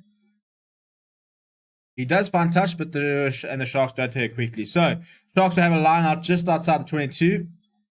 Zach Burger, the man finding touch there. Interesting to see how much longer he's on for.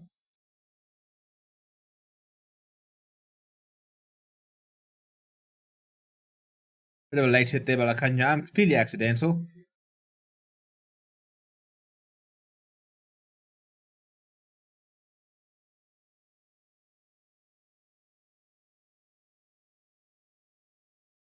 Oh no, oh no, oh no. And just threw up salt in the moves, he gets dropped as well. Jaden Henderson dropping the ball there. The Bulls decided to try and keep playing, but they literally passed into the back of Porkita, who wasn't watching. So we'll go back for the scrum. Yeah, I mean, Jaden Henderson, that's in the breadbasket. He needs to fix these numbers. His numbers look like number 8 the entire game, so he might be the smallest number 8 in the history of the game. We'll have another scrum, which is getting a little bit messy.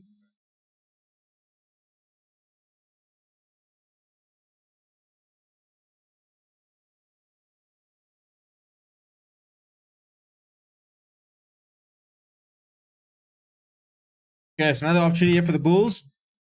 Time is ticking, 24 minutes left on the clock. 24, not 22. Get my clock right here. I tell you, this whole clock business is an absolute nightmare.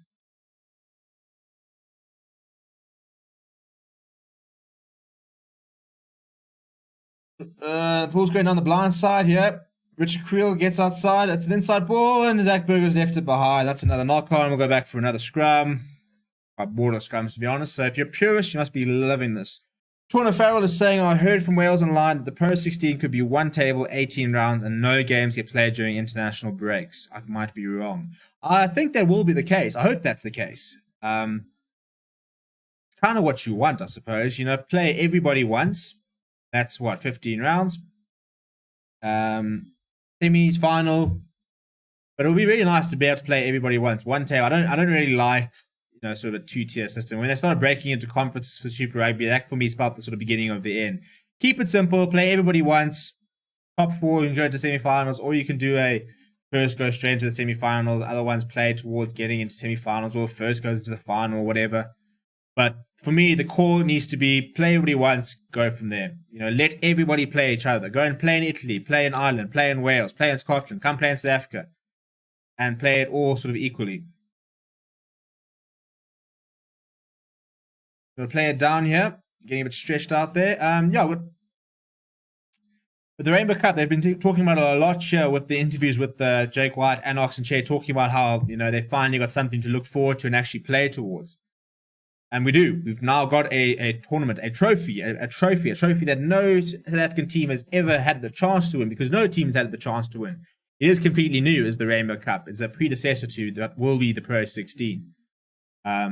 So that's going to be very cool. And a nice pre-season, nice build-up towards the British and Irish Lions. And whilst you won't see England players, it does also get South Africans a chance to see the Irish players, the Welsh players, and the Scottish players ahead of the tour. And given that Ireland, Wales, and Scotland have outplayed England during the Six Nations, hopefully Warren Gatland will sort of pick more across the board rather than what is usually a very England and Ireland strong side with a couple of sort of smattering of Welsh players and then 1 or 2 Scottish players.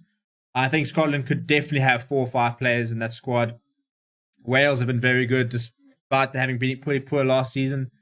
It's going to be a very interesting Wales squad. I think the Lions squad, I think it's a case of you're damned if you do, you're damned if you don't. England have been very poor this year, but were very good last year. So what are you picking on? You're picking on current form, on reputation, on this year, on that year. The big decisions for Warren Gatland to make. Meanwhile, we have restarted here with a scrum for the Sharks.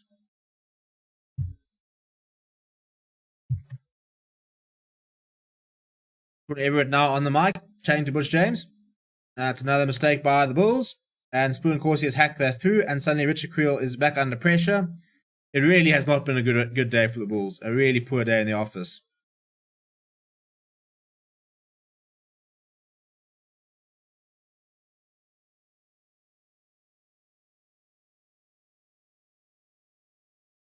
And so Sharks have driven the Bulls all the way back to their own 5 meter, but then committed a penalty. So the Bulls will have a bit of a freebie to get out there. Please do smash a like on the video. We're on 12 likes. Let's see if we can get up to 20 by the end of the stream. We've got about 22 minutes left of the game.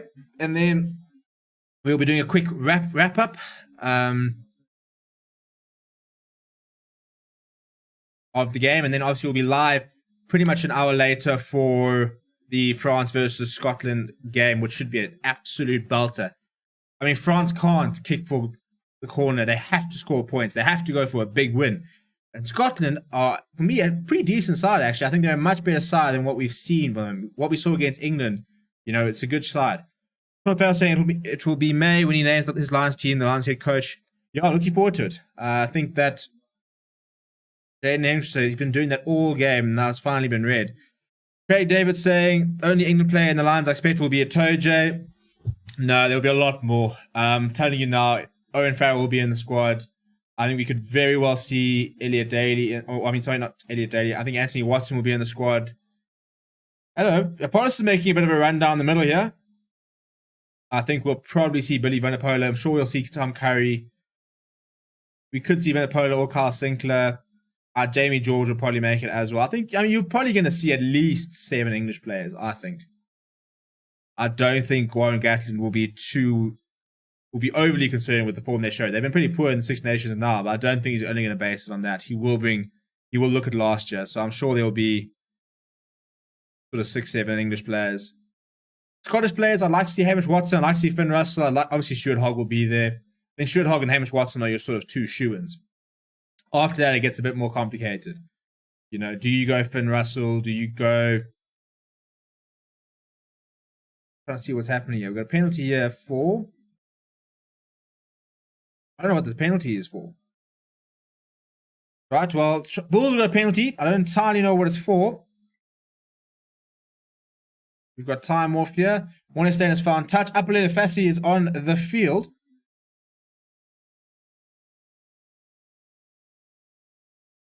So I think it's supposed to be offside. I think it's supposed to be Anthony Folding, but I think it's quite harsh, to be honest. I think he's pretty much in line with the kicker when he takes it. So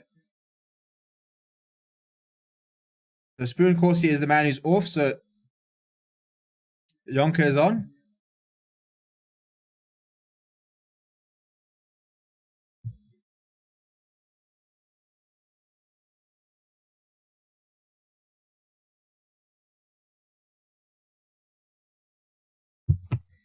Right, can the Bulls find some points? They've struggled in these situations. They've had opportunities this game, despite being largely outplayed. They've had opportunities to score, and they've kind of got to this position and then thrown the ball over or something along those lines. So, with 20 minutes left on the clock, if they score here, game on. Suddenly it's a 12-point game. And they have kept the ball. No, it's a knock-off. It is unbelievable. As I said, every time like clockwork, the Bulls have gotten themselves into a good position and then done something like that. Fan saying England flop because the Saracens players not getting game time with the club. Yeah, 100%. 100%. You cannot just go from not playing in November, start playing in the end of January, February, and be up to scratch. It doesn't work like that. You've got to have preseason. You have to play rugby. And that's why when the Saracens did play their first game in the second division, they lost.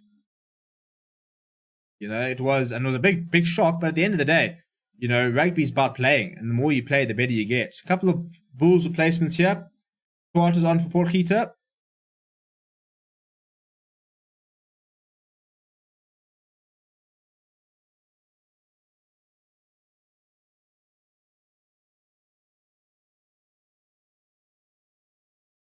Right, so we've got a Shark scrum here inside their own territory, inside their own 22.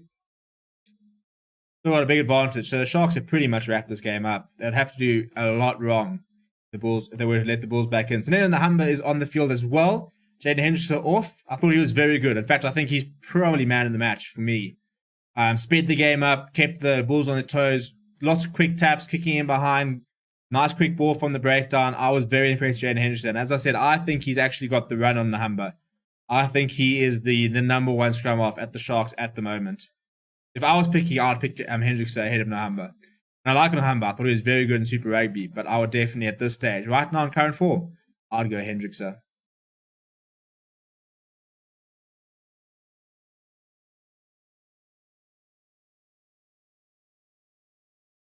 So, penalty for the Bulls.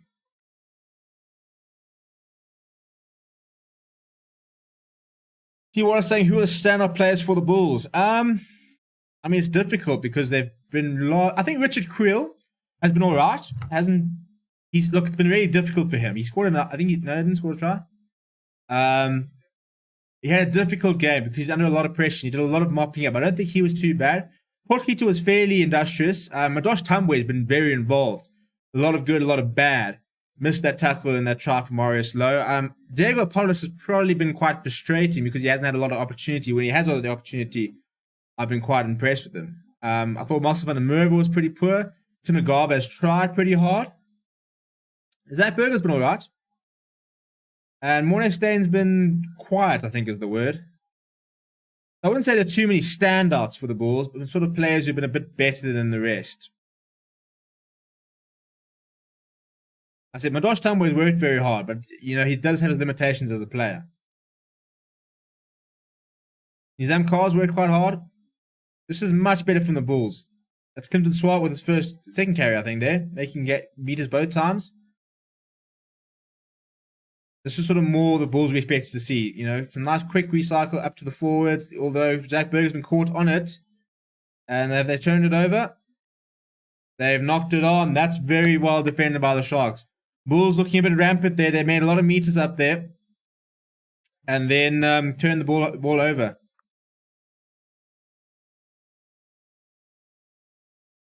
Okay, Bulls woke up. Yeah, but just too late. You know, you can't wake up when you got this amount of points.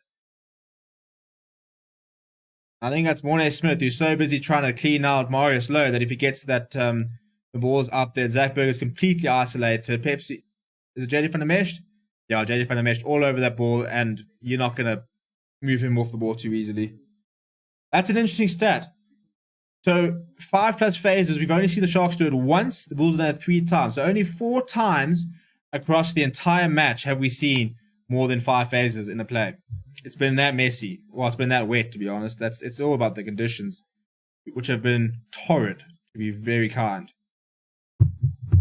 So Bulls had a scrum penalty last time. Oh, that's a horrible. What's going on there? That's a Sharks penalty. I think it's an early engagement there. Jan Hendrik West was the man who gets penalized. No stability is the call from Marius.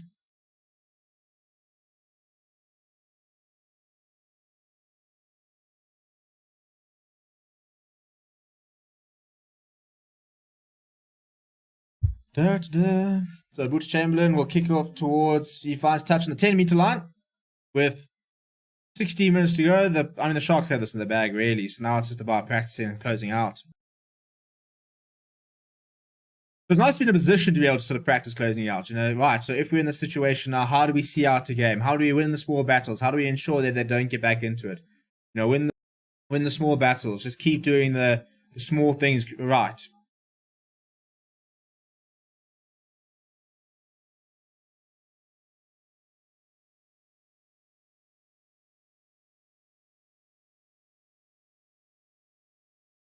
Van der Mesh makes a good run there. Jeepers, he's made about 10 meters with that leg drive.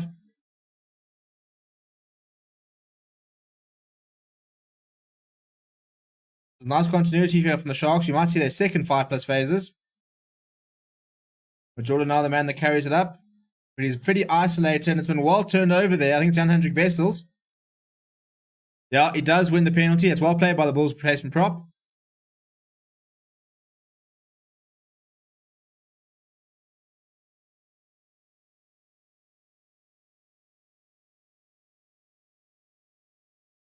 Right, so the Bulls will once again have an opportunity to go towards the touchline and try and kick in, or try and put a line out in and try and find some momentum, score some points. Which they haven't done very well, to be honest. It's been poor. A nice drive here, but it's completely isolated. Jan-Hendrik Wessels goes over, and I think it's Yonkov, backline player versus a prop. You're not going to move him in that situation.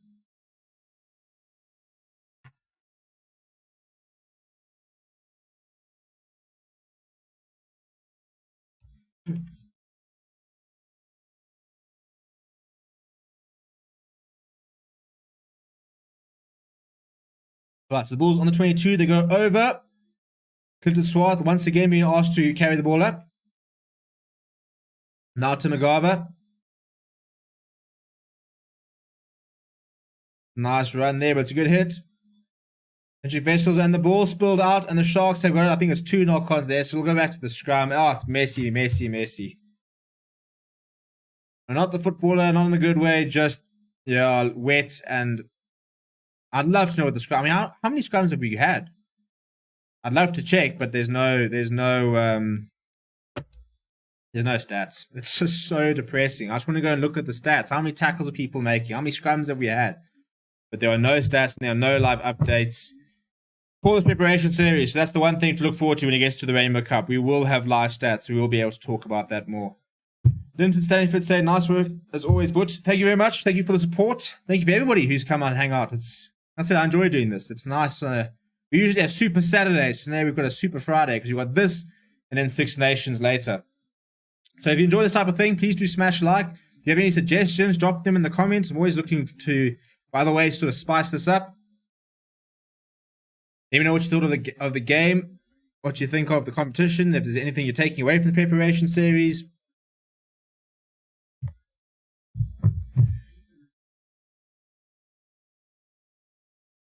Okay, we've got another replacement here. JC Nell's on. Diego Apollos is sort of limping off.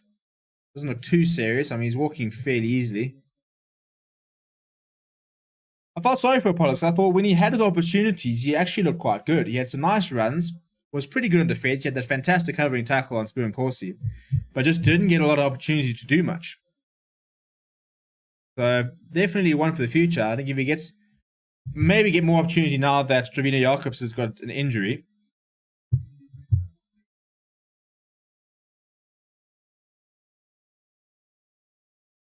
Watching all the way from the UK. Brilliant. We are international. What I love about the YouTube is you can just chat to somebody in the UK. I think the one time we had a stream, I think we were across like 4 different continents and like 7 different countries. Like really cool.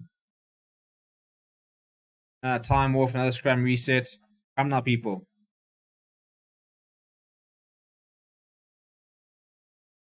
Look, I'll give them their due. It is very wet underfoot. The ground is breaking up, so you're allowed to have a few resets, I suppose. It's not quite that bloody Lions versus Elephants game. That game took over 2 hours. I think it was 2 hours and 15 minutes from kickoff to when it actually ended. It was unbelievable. But there are no excuses, but it is very wet and the ground is struggling, so you're allowed a few resets. And it's gone down again. Yeah, Marius makes a decision. It's a penalty to the Sharks. And they will go and kick it out. Yeah, there's not much ability. Jan-Hendrik Wessels can complain, but it wasn't a good scrum. Chicago. Well, there we go. We're ready. 3 continents, 3 countries.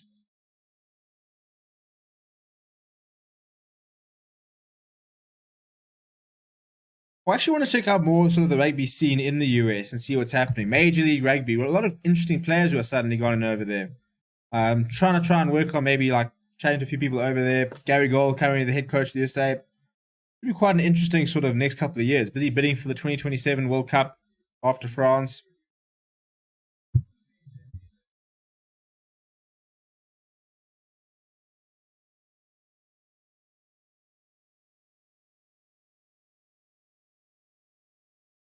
Solid line there from the Sharks. Bulls have sacked it pretty well. And there's a penalty here. I got time off. Oh, time out and put the time back on, which didn't help.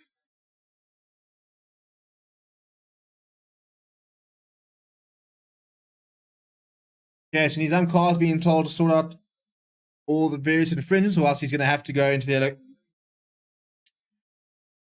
People saying, thanks for doing this, but much appreciated. Yeah, always a pleasure. I'm glad it seems to help. I didn't actually realize it was so difficult. Well, I know for this series it was to watch, but a lot of people are saying that this is as close as they get to watching the game. So if it does help, then I'm glad.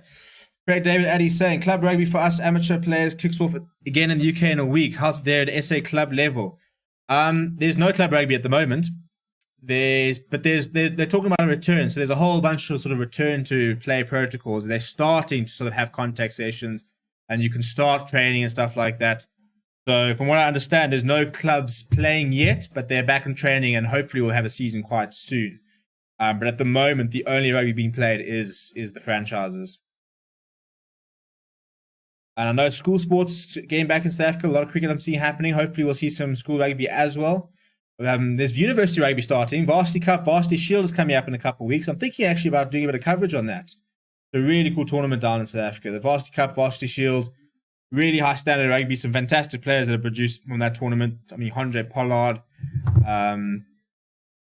Where to begin? Franco Mostert, Louis Diaga. Lots and lots of players come out of that Varsity Cup. Okay, so we've got Keelan Johannes on here for the Bulls, which means Zach Berger goes off. Another solid game, actually. I think he'll be quite a nice deputy for Ambrose Papier. Nice depth there, you know, with Ivan van Zyl on the way out. I said during the Currie Cup of Super Rugby Unlocked that Zach Berger is good enough to play from the other side. So I think Bulls have got a bit of a masterstroke there. The Sharks over there have started a more here, which has been brought down. They've got an advantage. So regardless of what happens here, I think we are going to see a yellow card. Yeah. So once the little fisticuffs finishes off, we are going to see a yellow card. Morris did warn Nizam. He said, if you don't sort it out, I'm going to have to take things into my own hands. And this is about to be him taking things into his own hands. The question is, who is going off?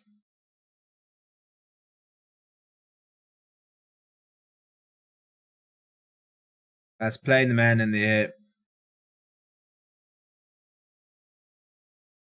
Yeah, I mean, let me just chuck us up. We know it's going to be a yellow card. So the Bulls will... Oh, not a red card. And not a home team. There we go. The Bulls will play pretty much the last 11 minutes with a man down, which is the last thing they need.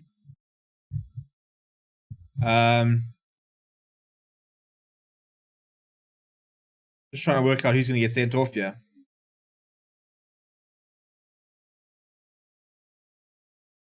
Yanes is the man. I think he was the one that took him out in the air. Craig David Addy saying, how's Khaleesi playing? Lots of hate, but I love him on Instagram. He went off at about the 60-minute mark. I thought he was solid. He scored a try. A very nice try. Spoon Corsi was the main instigator in that one. But he finished off a very nice try. Made a couple of carries, a couple of tackles. Yeah, I know he gets a lot of hate. I don't really enjoy it, to be honest. I think it's a lot of hate for all the wrong reasons, to be honest. But I thought he was solid. And I think the Sharks are a very good fit for him. So I think he's going to thrive in Durban. And I think we all saw how well Sika Noche is suddenly playing. And I'm hoping that we're going to see a very similar thing with Khaleesi. They're saying, where are you in SA? I'm in Johannesburg. Joe Breezy. I was in Grahamstown for 6 years at varsity, and I'm now back in Joburg. So as soon as it all opens up, it's back to Ellis Park, it's off to Loftus, and hopefully try and get more on the ground stuff than just sitting at home watching. That's what I really want to do. I miss going to press conferences, being on the ground, going and watching games in the stadiums, chatting to fans in the stadiums. Like a nice combination of... But at the same time, you don't get to link up with people from the UK, from the US, you had people from the Philippines on here before. So, Sharks are on the attack here. JD Van der Merwe, I think, tried to ground it. Bit of a ambitious one there from the youngster, but they've got an advantage, so they'll go back for a penalty. And they're taking it quickly. Oh, there's so much space out wide. Oh, no, the Kanya's knocked it on. Now, Tambwe. He's got pace. He's going. I was about to say, he looks shattered. He kicks ahead. So he's got himself all the way back towards the Bulls 22. So it's well played by Madosh. Then saying, I'm from Durban. Oh, there we go. You must be enjoying the score line. And now the Sharks are on the... Oh, hang on. This is Butcher Chamberlain. He's in the inside. Good ankle tap. I mean, that's very well played by Marius Lowe. Good follow-up play. They're into the past 22 here. It's scrappy, but the Sharks are on the attack here. Oh, dear. Oh, dear. Oh, no. Another kick to the head. JC Nell's running. The ball's not coming up. He's got Fulming with him. He's kicked it too much. Fulman's got the pace. It'll go back for 22. What a ridiculous passage of play. Literally, from the Sharks half to the Bulls half, a counter-attack back to the Sharks half, then a counter-attack from the Bulls. JC Nell doesn't have the pace. Anthony Fulming eventually outruns him and grounds it. So they'll go back for 22. And they've taken it quickly. I mean, cheapest guys, can we just catch a breath here? Up nearly Fassi up to the halfway line. Would this clock just start? We've got players down everywhere with cramp. It's just not going well, to be honest. And thanks for the feedback. Loving the commentary. Well, thank you. Thank you for supporting. Thanks to everybody who's watching. If you haven't already, please do smash a like. 116. Trying to get up to 20 by the... Oh, we've got a yellow card. It's Nizam Kar who's been sent off. So Bulls are down to 13 men as if things weren't going badly enough for him. Or them. Right, so let's add the second yellow card. Ironically, I still haven't put in a second yellow card, and yet it's very often that I actually have to try and add a second yellow card. So I think before the Scotland versus France, I must actually sort that out and get that second yellow card done.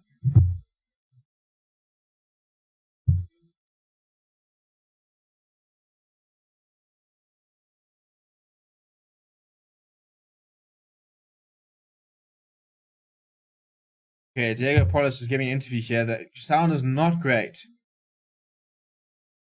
Just talking about all the players getting cramped in and around. We've seen a lot of cramp. We saw one Steeler similarly last weekend, literally 10 meters away from the try line, and his legs just gave way underneath him. So it's not necessarily a sign of being unfit. It's more sort of because it's preseason, you obviously you'll train more during the week than you would normally if you're during season. So if you're in season, you often will have maybe like two or three training sessions. When I was speaking to the Lions physio, he said that they often train Monday, Tuesday, Wednesday off, Thursday, and then a sort of captain's run on Friday. But even Thursday and Friday are usually very light sessions. Whereas now, when you're playing sort of preseason tournaments, you often sort of train Monday, Tuesday, Wednesday, Thursday, pretty sort of high intensity, and then Friday a light session, and then you'll play on the weekend. But you won't give them necessarily as much rest as you normally would because it's all about getting up to fitness and stuff. That's why we are seeing a lot of cramp. It's not necessarily players being unfit. It's just they're not really in the sort of match day, sort of or tournament sort of schedule. The Sharks have found themselves up again to the... That's not straight. So what I was saying, you see in top 14 in Premiership Rugby. I don't watch enough as I should. I watch a little bit of Premiership when I can. Who was I watching the other day? It was the Bears versus... Yeah, I don't watch much top 14, I must admit. Try and watch more Premiership than I did. Obviously, there's a big South African connection there. But it just becomes so much. Try and watch Pro 14 to watch this, to watch a bit of cricket. I'm a big football fan, so I watch a lot of football. Unfortunately, I need another screen. I can maybe get sort of 1, 2, 3, 4 screens here and just sport everywhere. It was last week when we had preparation series at the same time as Six Nations. So once I got my dream set up and like 4 different DSTV accounts, then we can try and put on everything. We've got a scrum here, just by the way. If we get back to the game. We have got... Sorry, let me just change the clock here. I'm 2 minutes ahead. No, not 55. 55. Okay, so we've got a Bulls put in at the scrum. They're on their 5 meter, so they don't want to lose this or concede a penalty. There's 2 players in the bin for the Bulls, so they're down to 13.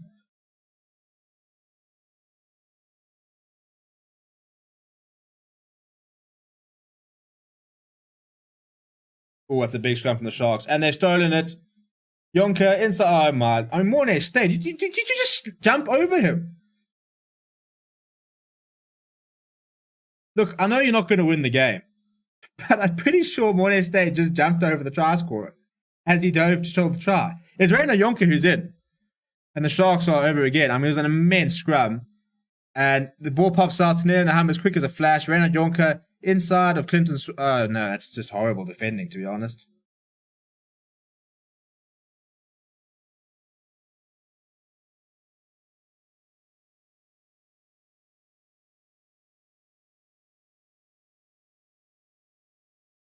Well, his dad's a referee, and it looks like his son's a pretty decent inside centre. Some very nice footwork there. Shocking defending by the Bulls. I mean, nobody even touched him.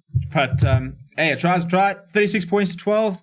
Which Chamberlain will certainly add the extras. It's not a difficult pick at all. There it is. 38 points to 12. And this is becoming a drubbing.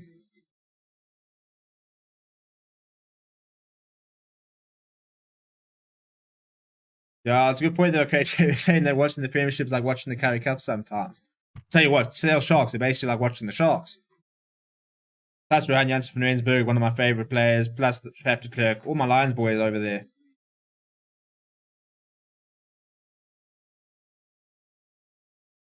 This is getting a little bit out of hand here. I think for the Bulls, it's now damage control. I know they're down to 13, but 38 points to 12 is not really the way you want to end your preseason. But you do have to put this all into context. But, you know, 2 yellow cards, the missed tackles, I think for me would be the biggest area of concern because they were just poor. You know, I mean, that try by Siaklisi was a good try. That's a fantastic try. But Marius Lowe and there, Rainer Jonker, that's 2 tries where the inside centre has literally just brushed off 3 players and dove over without even beginning to be stopped. So I think that's something that you can't really excuse.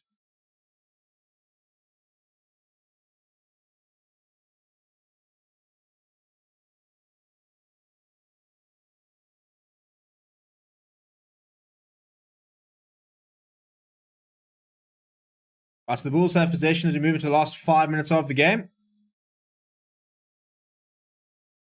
Oh no! Oh no! It's an intercept. Oh, it gets bad. It's from bad to worse. Oh, just stop. Just blow the game. He's sliding into next year. Snare Nahumba. He goes over, and it's 43-12. It's horrible. It's horrible. Some say he's still sliding. That is the icing on the cake for the Sharks, but it is really not good from the Bulls. I mean, it's a 50-50 pass near Nahumba. There's no one even near him.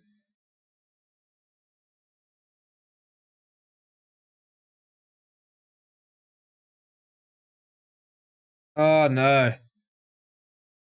Come, ref, let's just blow the game here. I mean, this is just. I mean, they've been swimming all evening, and the Sharks. Well, one would imagine they'll be better accustomed to the wet, and they were. They were. Bench enjoyed that. I mean, it's a comedy of errors, really. After conceding that try, and then to just throw a 50-50 pass in that position.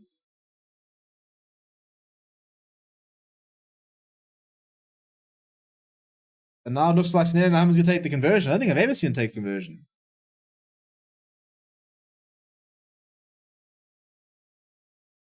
You got 20 seconds left on the shot clock. A little chip over the top. Here he goes. 45 points to 12 and 4 minutes to go. I think I'll just call it, to be honest. Clinton Swatcher just threw. I mean, he's come on and been good, but that was a poor pass.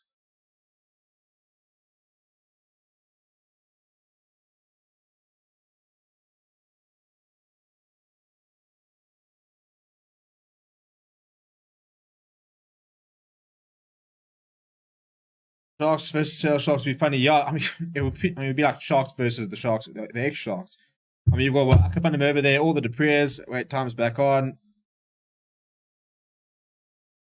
If I was the Sharks, I'll go and buy Rohan Janssen van Rensburg. That would be the Durban Sharks, not the Sale Sharks.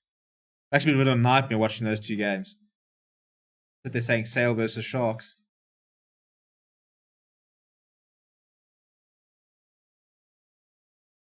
This is good for Jake. He gets to see who to release. Who do you think didn't play well? Oh, Richard Creel, that's not a good take, mate.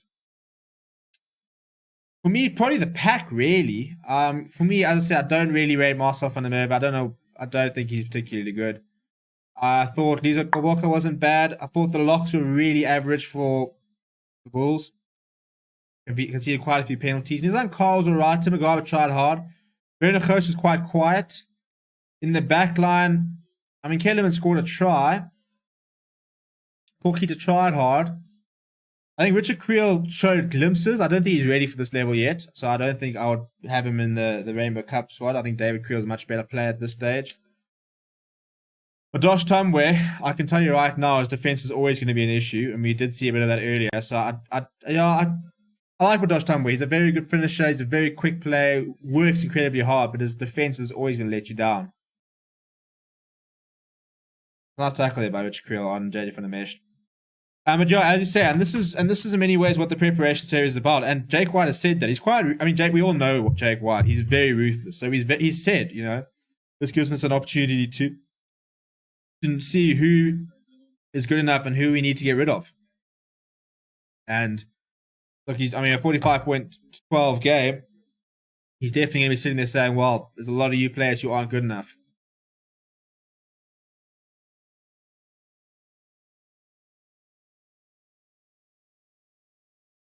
I mean, to have 3 yellow cards is a bit of a. I mean, Skalki Rasmus, Jan Ace, and Nazi Zamkar all getting yellow cards. That's not going to do their immediate futures any good. Clinton Swart there, who's now ran into trouble, throwing a bit of a 50-50 pass. Basically, now trying to clean up. It's just so messy at the moment, isn't it? Just call the game, ref.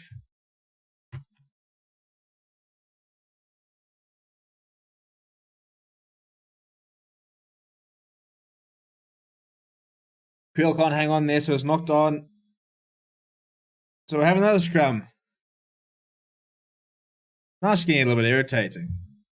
It was a good game to watch in the first half. Now it's become very messy and.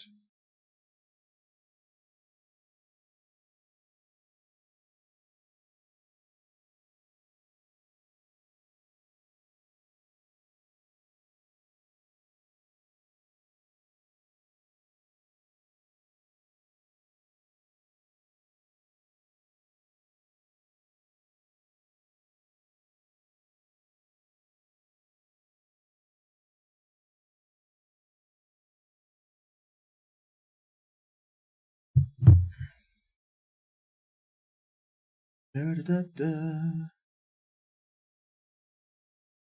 on, let me just. So they're looking at a clean out here. I mean, guys, can we not just call the game? It's a preparation game. The scoreline's not going to change. We've literally got 41 seconds to play. Can we not just call it? Go have some oranges.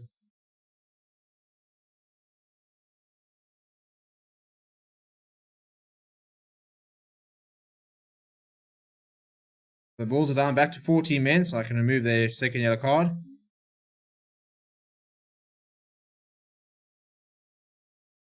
Now we're looking for a dangerous clean out here.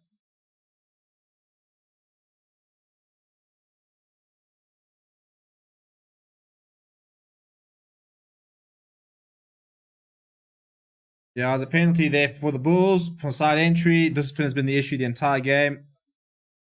And they're in on another penalty with 41 seconds to go. Hopefully the Sharks do us all a favor. They kick towards touch. They, run it up a couple of phases and kick it out.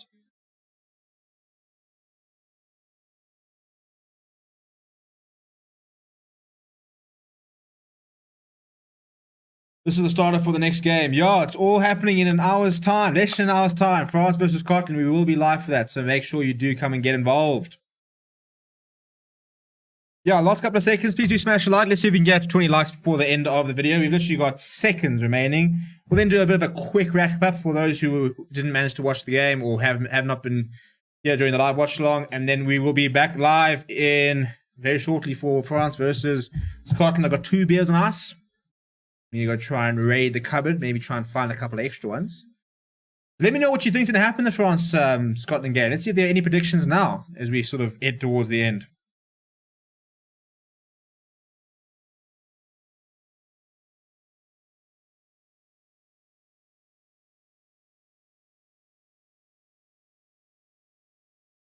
There goes the siren.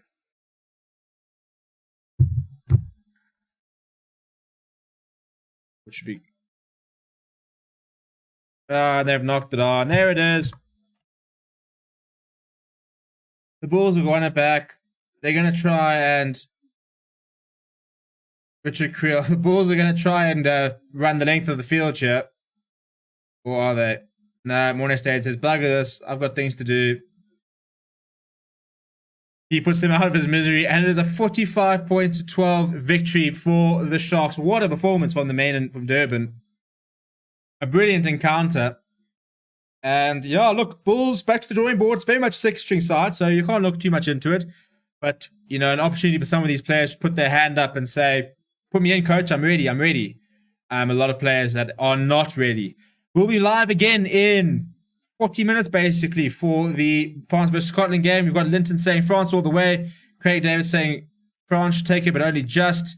And T. Wallace going Scotland cause an upset. Well, we'll find out in about an hour's time when that kicks off. Until then, I'm going to go do a quick wrap-up of this game. We'll be live very soon. Thank you very much for watching. Please do subscribe right now. If you're new, subscribe. If you're not, subscribe. And then smash a like on the video as well. Thank you very much, everybody, for watching, and I'll see you guys very, very